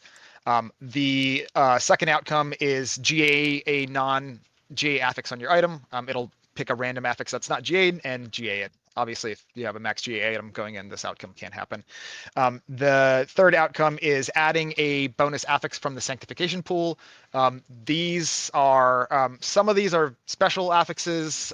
Some of them are affixes you'll find in the base pool, but are breaking normal slot restrictions. Generally, this pool of affixes should be pretty powerful. And there's some stuff in there that you don't normally see on items, like multiplicative elemental damage and stuff like that, plus to all skills. Some fun stuff. So there's that. There's another outcome that is replace one of the existing affixes on your item with with a Sanctification affix. It's the same affix pool. And then the last outcome is make your item indestructible. Now, to kind of speak a little bit to the philosophy, like we feel like there has to be some kind of inherent chance for you to not get exactly what you want in the system. Otherwise, then just get what you want and you're done. And like, there's no low point. You can't really have high points without some low points. But we want to make sure that we're towing this line correctly. So please, your feedback on the rates, on the things in the pools for Sanctification, like extremely important and valuable. Please send that feedback. Thank you for that, Art. New question I actually just pulled up. This is from Galbatorix90. By the way, thank you for the names, because I easily get baited by terrible names and saying the wrong things, but everyone's been a really good person in here writing regular names. Okay, so this question comes from Galbatorix90 and says, loving the direction with the Chaos Uniques in Season 10. Are there plans in Season 11 to revisit or rework underutilized uniques and mythic items so that they become more viable for modern-day builds and endgame play? Yeah, so first of all, super happy to hear that you are enjoying Chaos Uniques. Galbatorix90, that's great. Second, yeah, absolutely. There's definitely been a lot of chatter around the office about, updating unique items and potentially applying new philosophies to them, and making them shine even better in the future. We don't necessarily have anything specific to share about that right now, but there's some stuff we're cooking. I did have a chance to talk with Charles Dunn. Shout out to Charles Dunn, the man with the master plan for all things character update balance. Our patch notes are embedded within the PTR need to know things in there. So you will capture some of the updates that have been made to some of the mythics. I think one thing that he called out that I wanted to share here related to the topic was that definitely seeing inspiration from things from Season 10 making its way into 11 through some of the mythics. I think the one that comes to mind is Seelig. Sorry, damn it. I just keep calling. Is it Heart of Seelig? But yes, the Seelig amulet. I know that is definitely drawing some inspiration from like Mana Shield. So I think look into what we have for the patch notes. You start to see things like that. But it's cool to see some of these things kind of trickle in season over season. And it's definitely, from what we've read on forums, a lot of love coming in from Season 10, specifically to Chaos Armors. But yeah, let us know more of your thoughts on that. The team's great at cooking up ideas. Next question comes in from Awino Miku. Can items still drop with GAs, or is it only a masterworking thing now? Oh, items can absolutely still drop with GAs. Just you can think of the masterworking capstone as a way to get a GA, guaranteed GA on your item, like a guaranteed extra GA. So you can still drop, 1, 2, 3, 4 GAs. Yeah. Aoi, I hope I got your name right. Just write it phonetically for me in chat. So if I do have another question from you, I can say it right. Question from Crane6 or Crane6, the cuddly hamster. Are bosses technically elites, or do they get different mods as well? Bosses are not elites, and when you say mods, I think we're talking about elite affixes. They do not Correct, receive yes. those affixes. So, like the new affixes that that we're adding, the 25 new, those just go on elite rarity monsters. Those are the folks with the little circle icons over the head, and you fight in the overland. We're doing a lot to help visualize them. I'm gonna stop there because it's not gonna be in PTR. But stay tuned; they look way better when the season 11 launches. Yeah, but There minor caveat to that, and if you see things like damage to elites or damage reduction from elites, that Correct. does apply to bosses. that does proc on. Yeah. They just don't get the affixes. That's for Astaroth. He's got those nifty affixes to drop in escalation. Oh, that's a good note. That's a great note. Axiom is asking. I'm still a little confused on tempering changes. So we can only temper one affix for now, not two. And we get to pick the affix? What would have been a question mark. Why was this reduced from 2 to 1? And how is the power made up elsewhere? Yeah, you don't seem to be confused. Yes, you got it right. You can temper one affix, you get to pick directly.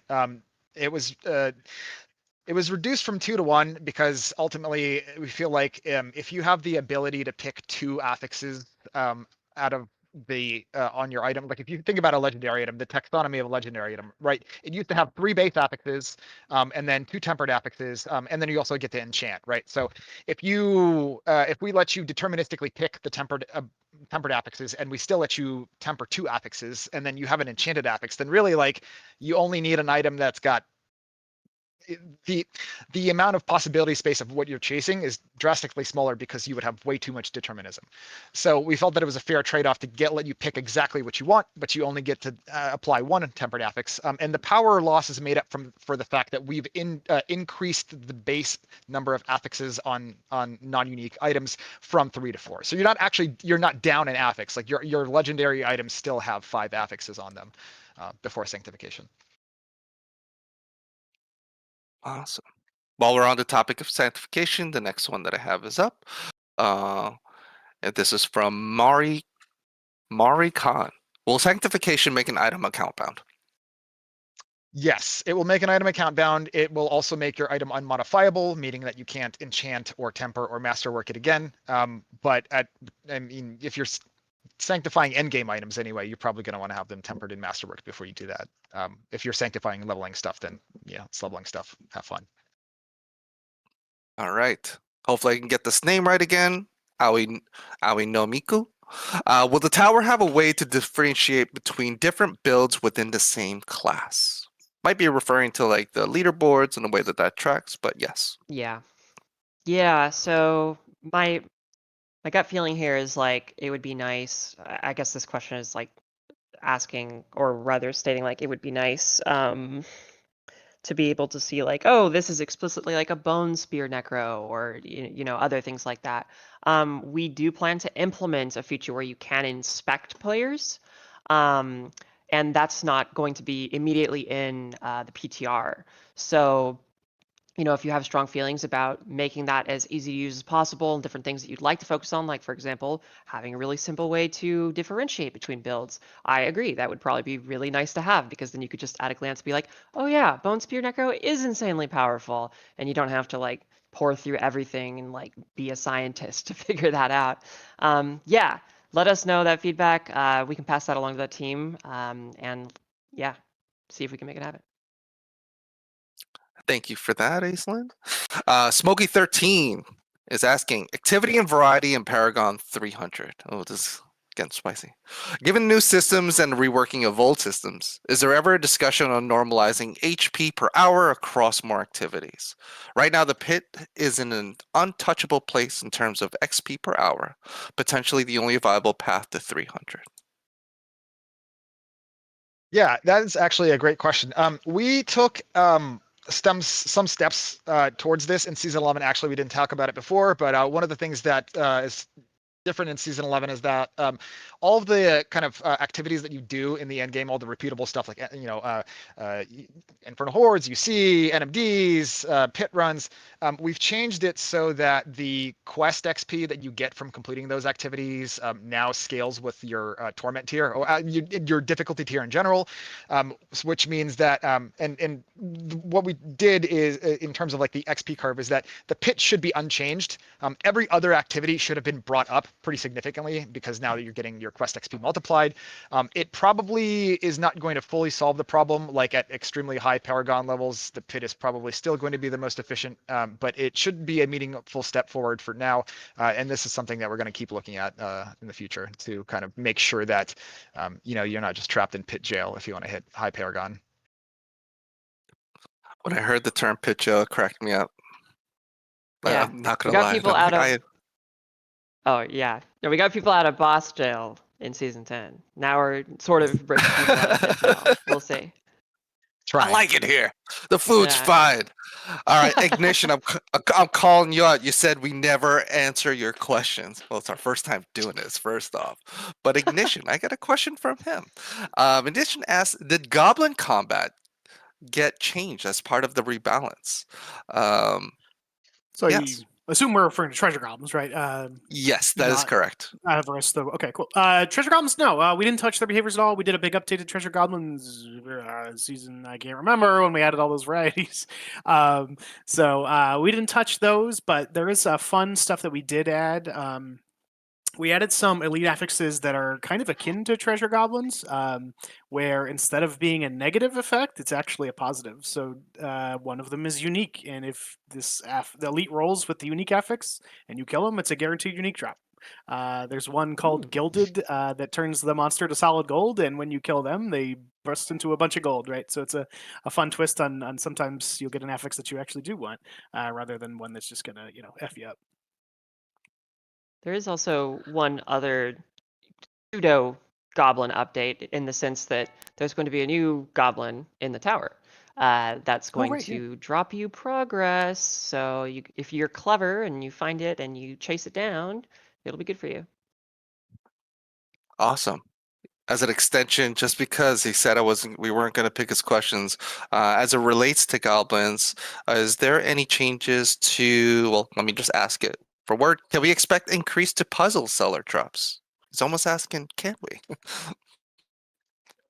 Wow, I found the one other fan of seller puzzle. I think I made a couple of them way back from base game. No, I don't think we're looking at increasing the quality of drops from the puzzle sellers. They're just a novel, fun thing that you can do if you've run into it.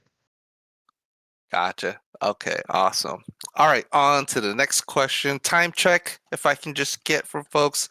I'll probably just hit you up on the side. I'm just machine gunning through this. So Hollow Bryce asks, season ranked have to be completed on only one seasonal character, or will we have to farm it for each one that we make? Yeah, so it'll be like the journey in the sense that in any given season, you only have to do the season rank journey once. But then when you go to the next season, you'll do the season rank journey again. But yeah, if you make like a character on softcore and then make another one on softcore in the same season or on hardcore, like they're all going to share that progress. Thank you for that. Spoopy Slovaki, I see you out there, man. Thanks for the support. Next question. Oh my gosh, it's funny enough. It's from him. Spoopy Slovaki asks, and this is for you, Owen. It's calling you out. When designing this progression in Monster Combat, how did you consider the feedback from the game launch that people were calling for less CC locking? Did that give you some sort of guardrails for the design? Yeah, so I'm actually glad because I didn't have a chance to talk about this. There's a lot of work we did specifically around CC from monsters. To just name a few, we evaluated CC from all base monsters and reduced it almost across the board. We lumped it into two buckets of like minor and major, and this is all behind the scenes stuff, but minor was classified as like a 0.33 second hard CC, and then major is like a 0.75. Not only that, but we also added a global warning on the monster that hard CC is incoming. So when Goatman Slam comes out, Goatman Brew jumps out, does a slam, whatever the hell we call him fictionally. He'll shine bright red to warn you that it's incoming. So combat clarity was like a huge thing we're looking at in enhanced evolved monster combat. The next thing is we also added guardrails to the elite affixes. So the elite affixes now can only roll one hard CC affix at a time. So there's no scenario where you're going to get an elite or minion or champion that has fear and frozen and waller and vortex or something like that. So we looked at that across the board and tried to make large improvements to hard CC. Awesome. Thank you for that. This one we kind of answered a little bit earlier. This one may go over to you, Art, but from Mojail, funny enough, we've been talking about jail. Why reduce tempered affixes from 1 and make base affixes 4? This will make getting the perfect affixes harder and encourage more trading and gold exchange. I'm on a spicy trail here. Yeah, no, this one's a little spicy. I like it. It will technically make getting perfect items a little bit harder, but I honestly, like, if you think about again, kind of the taxonomy of a legendary item, if it drops, it's got 3 affixes. You only need to get 2 of the 3 affixes you actually need, because you can just enchant the 3rd one. And aside from really every slot except for amulets and gloves, it makes getting the right affixes on your items actually really, really trivial. And I think, again, kind of speaking to the fact that we're giving you a lot more control with the tempering and masterworking systems rework, and the fact that you can deterministically apply an affix, I think it's a fair trade-off to say I get to pick exactly what I want in terms of my tempered affix, but I have to work a little bit harder to get my perfect items. Thank you for that, Art. Been seeing this question, but I know that PTR, we kind of reserve ourselves from spoiling too much of any story elements, but just in general, Corlick is asking here, I'm just doing this off the cuff, anything cooking in terms of lore? In terms of lore outside of Season 11, in terms of lore inside Season 11, I mean, there's always lore cooking in general, so... What's the extent that you can go through for Season 11 without people getting mad at us and yelling at us when we get done with this stream, Owen? So I'll go into Season 11 a little bit, but there's a lot of fun lore that we're going to learn about Hadriel himself. You know, he's here, he's giving the divine gifts, and he goes into sort of why. I don't want to give specifics because I don't want to ruin the lore, but like why he's there and why he's helping and why maybe more angels are not helping, and goes into things like that, a little bit about his backstory. And that's one of the parts that I'm most excited about, because I don't know, he was just this like awesome angel in D2, and I didn't know anything about him, so getting to dig into him is really, really cool. Because angels are so dope. And then on top of that, we did this fun thing where we added lore drops for all of the lesser evils. So it's funny to think, if you think about Andariel and Duriel, from Diablo 1 through 3, they've collectively said 5 words. So having them come and give backstory to their motivations and what they're doing is a really, really exciting thing. And these will be in the form of memory fragments that when you kill them, they'll drop a memory fragment and you'll pick it up, and it'll be like a lore book that tells you a little bit about them. So something I was really excited about, sort of exploring the background of these folks, and not just, I am Lord of Pain, therefore, or no, sorry. All he says is looking for Baal, and that's it, right? So yeah. And will players be able to have access or be able to see some of these little bits within the PTR? Is that something that we'll have to wait for until Season 11 launch? No, those will drop in the PTR, so you can check that out. Nice. Let's go. Okay. Aislinn, I'm excited to be able to talk to Hadriel, because I have questions for him. Where are my angels, dude? We need these guys to not die. I did see a question earlier, and it relates back to that. But while I have you, before you go talk to Hadriel, Madge Kell has a question for you, and asks. Oh, well, here I went against my own words. I called you out. I'm not calling anyone out. But the tower looks like a lot like Abattoir of Zero mixed up with Gauntlet. How much different will it be in comparison with these prior activities? What were the lessons learned from them?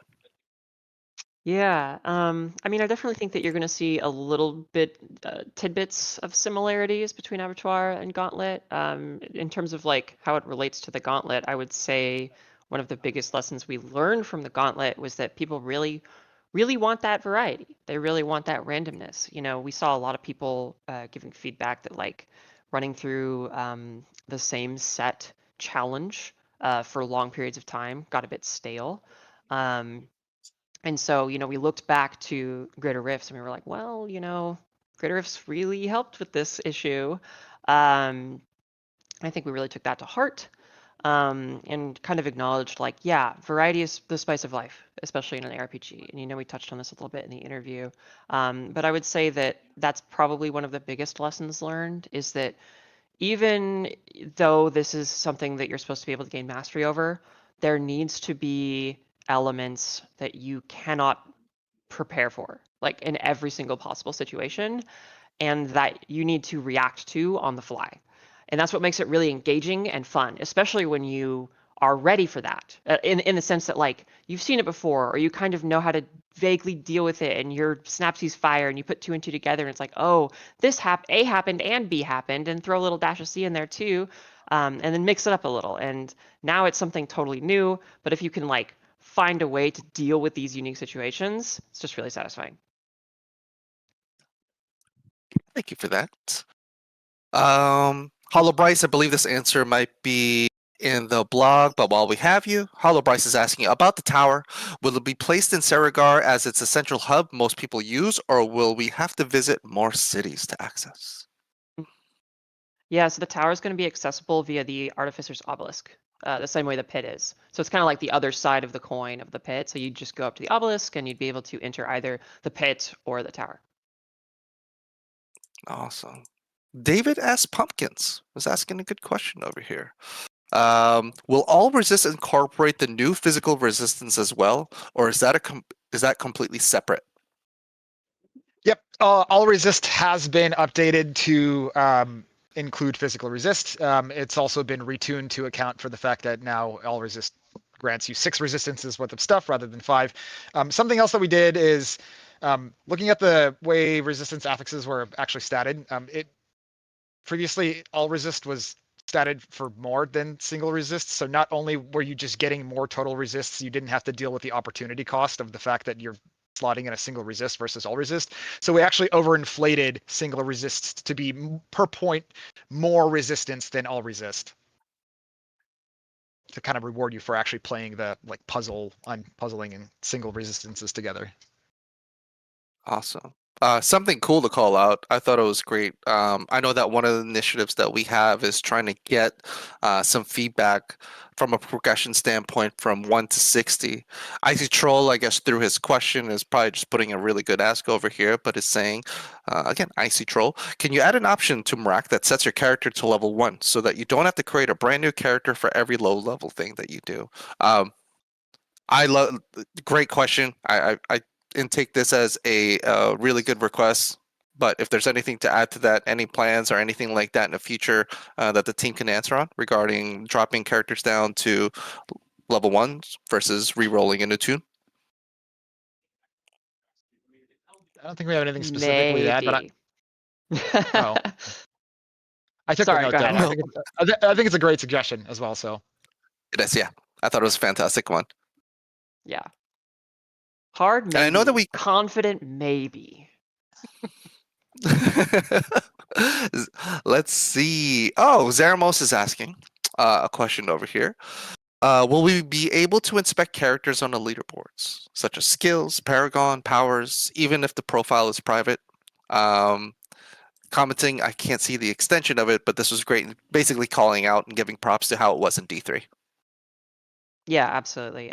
So the tower will not launch with this feature, but it is absolutely something we plan to add. We do not want people to actually be like hiding their builds in the tower leaderboard. We want people to be able to just check out what all the top players are doing and be able to learn from them. And it's also going to be helpful if, you know, we see a profile and we're like, something sus going on here, you know, stuff like that. So yeah, you'll be able to pour through everything and all the things that people are doing and learn and copy or whatever you want to do.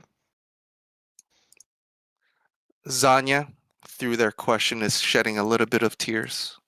I can feel it. I feel you on this. Zanya's asking, any plans to move around unique slots? Gonna feel pretty bad after Chaos Armor is gone for a lot of them looking at Battle Trans. And this person is particularly looking at Battle Trans. But yeah, asking around if there has basically Season 10 inspired any transitions or movements of uniques to different slots? Anything to announce or share?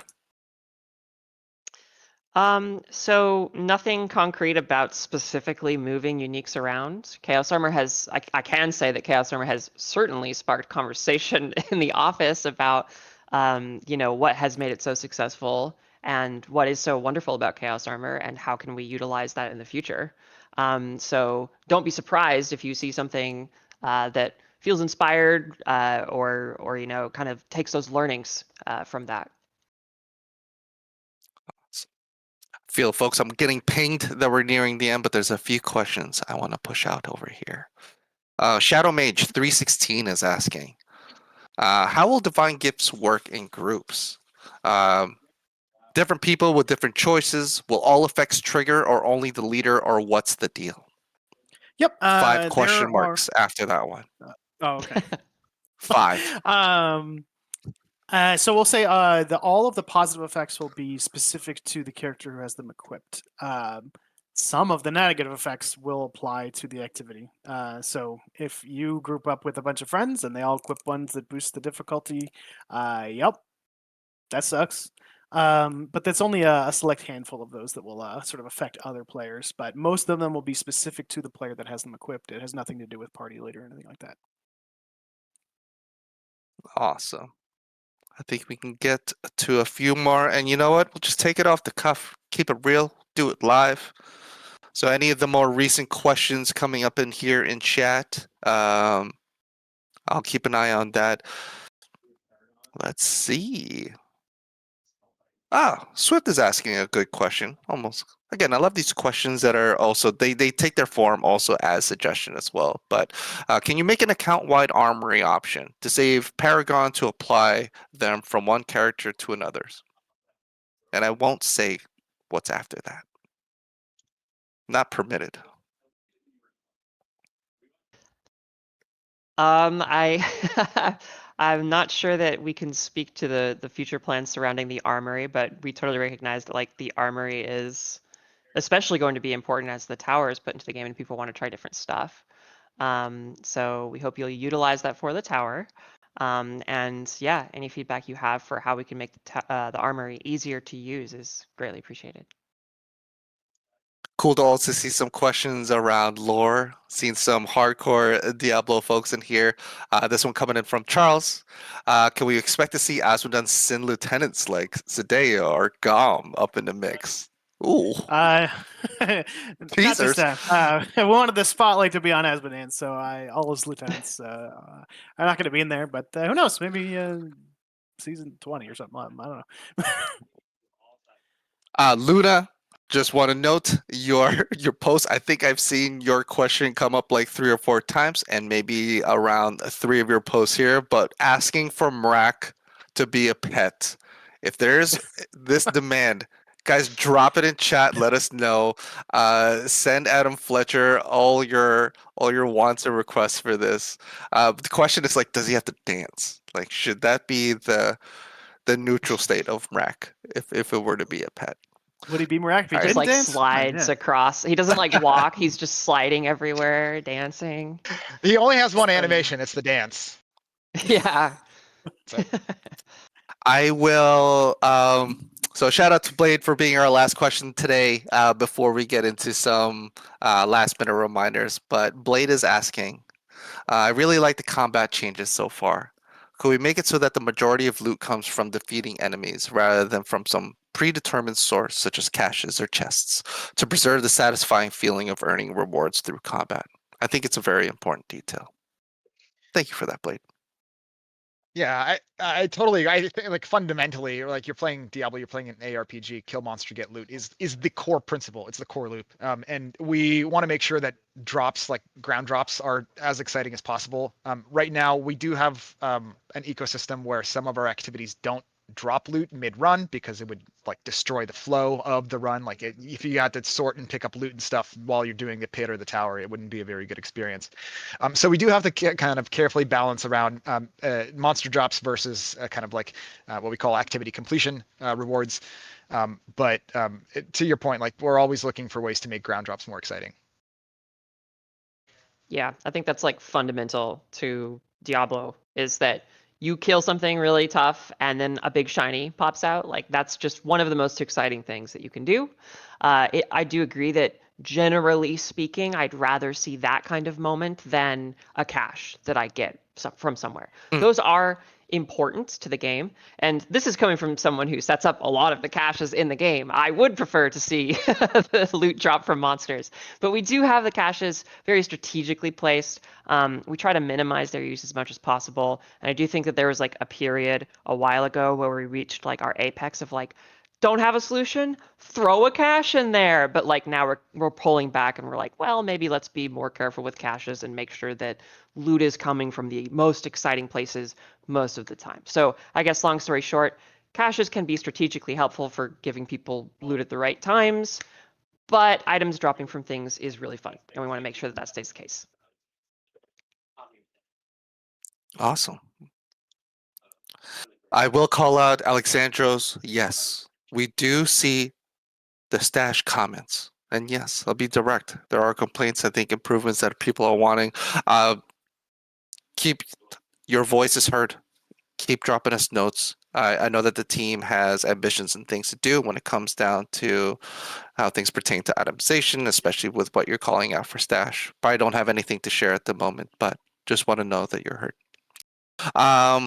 We're at the end. Aislinn, Owen, and Art, I just wanted to throw it your way just in case there's anything that you wanted to share or say goodbye through. Then I'll do my outro after. No, I mean, I'm just so excited for the PTR to go live and just for y'all to see all the awesome changes the whole team made. They've been working so hard on them. So we really love your feedback, positive, negative, whatever you can give. We want to hear it so that we can make the launch of Season 11 even better. Hit the PTR, tear it apart. Destroy it. Yeah, no, thank you guys so much for being with us on this journey through Diablo 4's development. It's been super fun. It's going to continue to be amazing. And yeah, Season 11 is going to be sweet, and we're going to keep plugging away. Oh yeah, and on my side, thanks for being a part of this. For everyone on the dev side, for everybody in the community, for all of the people in this chat, everyone who tuned in from Rikers, and everyone who's just watching, all the things going on in the world of live streaming, Twitch, YouTube, etc. See a lot of really awesome people here that have been helping amplify like all the news and updates that we've had for the game. So shout out to every single one of you guys. This is a new template for us as far as the way we want to communicate with you. I am really fast at running, so people who would normally yell at me for asking questions to the devs usually can't catch up to me. And we want to use this platform to be as transparent as possible.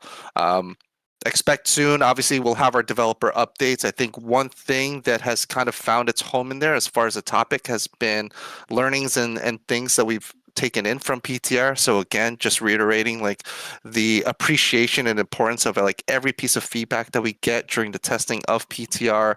Again, whether you're somebody that's playing throughout the entire duration of the PTRs, there's somebody who knows how to read things like patch notes or people's comments or reactions on stuff, and just sharing with us how you feel about certain things, whether they're good, bad, or great, or whatever.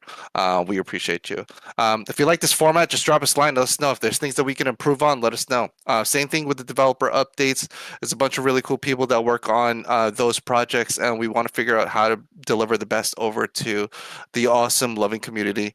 And from all of us here at Blizzard, just want to say thank you. Big shout out to the Sanctuary Discard crew for having to deal with us doing all this. Thank you, everybody. We'll see you in a week over at PTR. Enjoy, everyone. Peace. Later.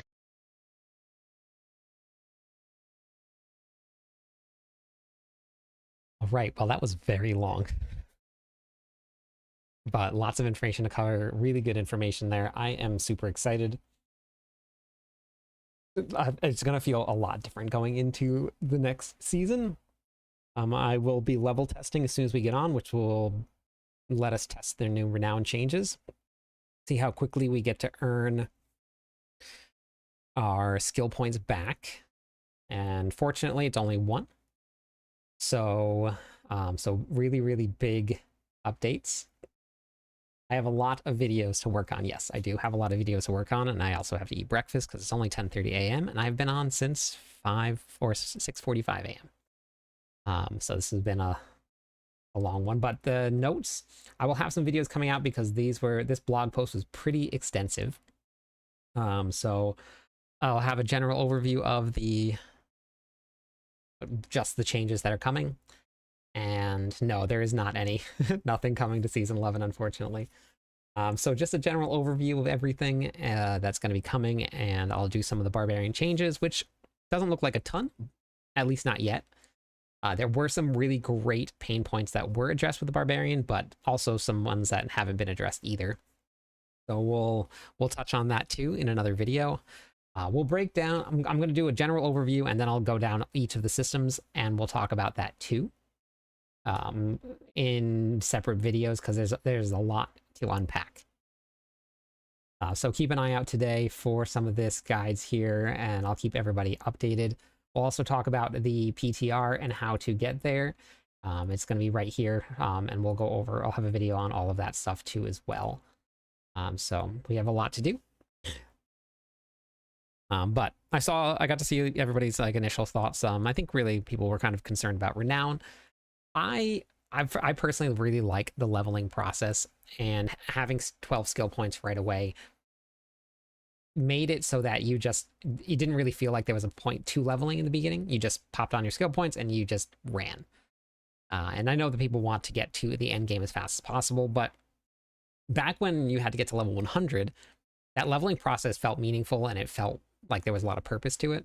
I didn't like doing renown over and over again. I didn't like that, but I don't think that this is going to feel the same. And I know everybody's jumping to gigantic conclusions about how terrible this is going to be or how great it's going to be, but wait until we actually get to test it and play it before any opinions are made, because it could look absolutely terrible, and then you get on and it's the most fun thing in the world.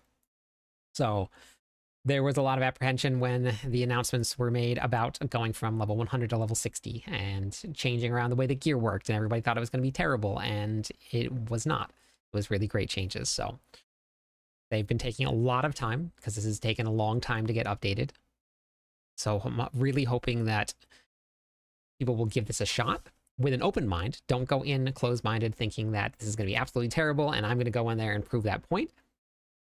Go into this PTR, or even go into watching this PTR, just feeling that there is a chance it's going to be good, and there's a chance that it's going to be really bad, depending on your view and your idea of gaming. But just remember that everybody's view of gaming is different, and that you do need to respect other people's thoughts and feelings about the game, because, like for me, I haven't had any time at all where I have hated this game, or been bored, or thought that it was terrible and wanted something else to change. So I love the game, and I'm looking forward to what comes.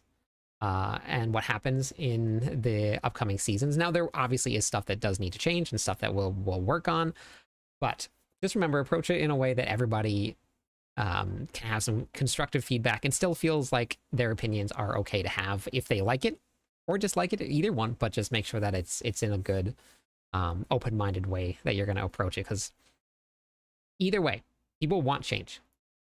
But then when change happens, everybody complains about the changes, right? So let's go in, and we're gonna see and figure this out, what it's gonna feel like. Yeah, it's gonna be very, very interesting to see. The combat's gonna be different. I'm wondering what that's gonna feel like. You could already see the difference in the combat with how the monsters were interacting with those little tiny clips. I don't know if you guys saw the clip of the capstone dungeon, but they took areas of the Dark Citadel and maybe a couple new bosses and put them into the capstone dungeons. It looks pretty cool. Obviously, it's going to be done solo, so it's not like the Dark Citadel group portion of it was put into it, but the visuals and some of the bosses and some of the mechanics were in there, so it looks pretty cool. So the guy was fighting like 3 bosses at one time. very excited to hop onto the PTR. That's coming a lot sooner than I thought it was going to be coming. I thought we had like a couple weeks. So next Tuesday, I will be on nice and early. So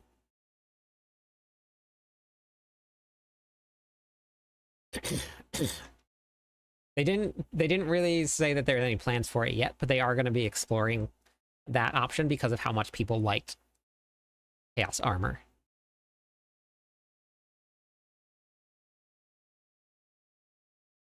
Yeah. Yeah, so the angelic blessings is definitely an interesting option for you.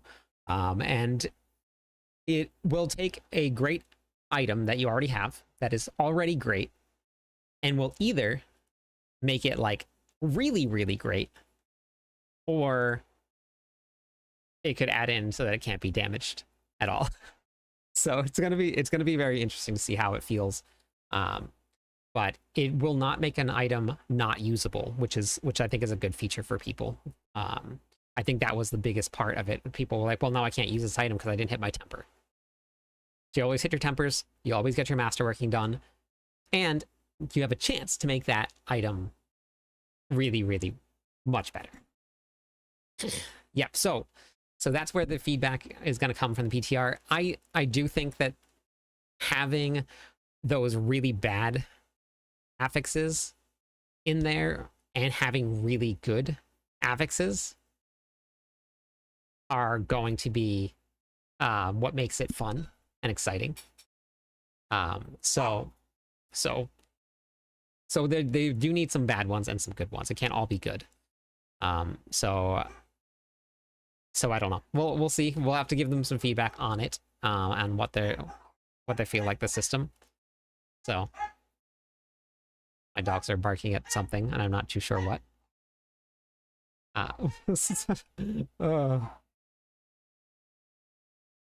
Yeah, and fortunately, it's just not making it so that the item is not usable. You just won't have the best affix on it from that option there. So it's pretty cool. I will be here on Tuesday to play it.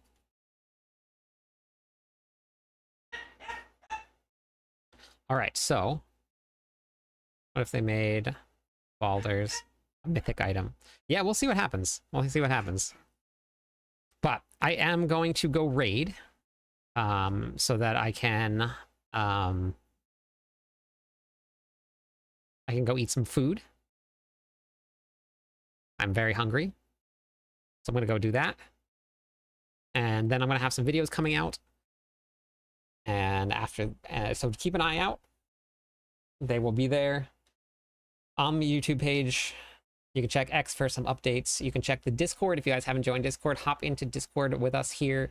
There is plenty of information and stuff there, so make sure you guys hop in. I will be on at my normal time tonight for just a little bit of community runs, where we'll be doing some events. So I will catch you guys on the clip side.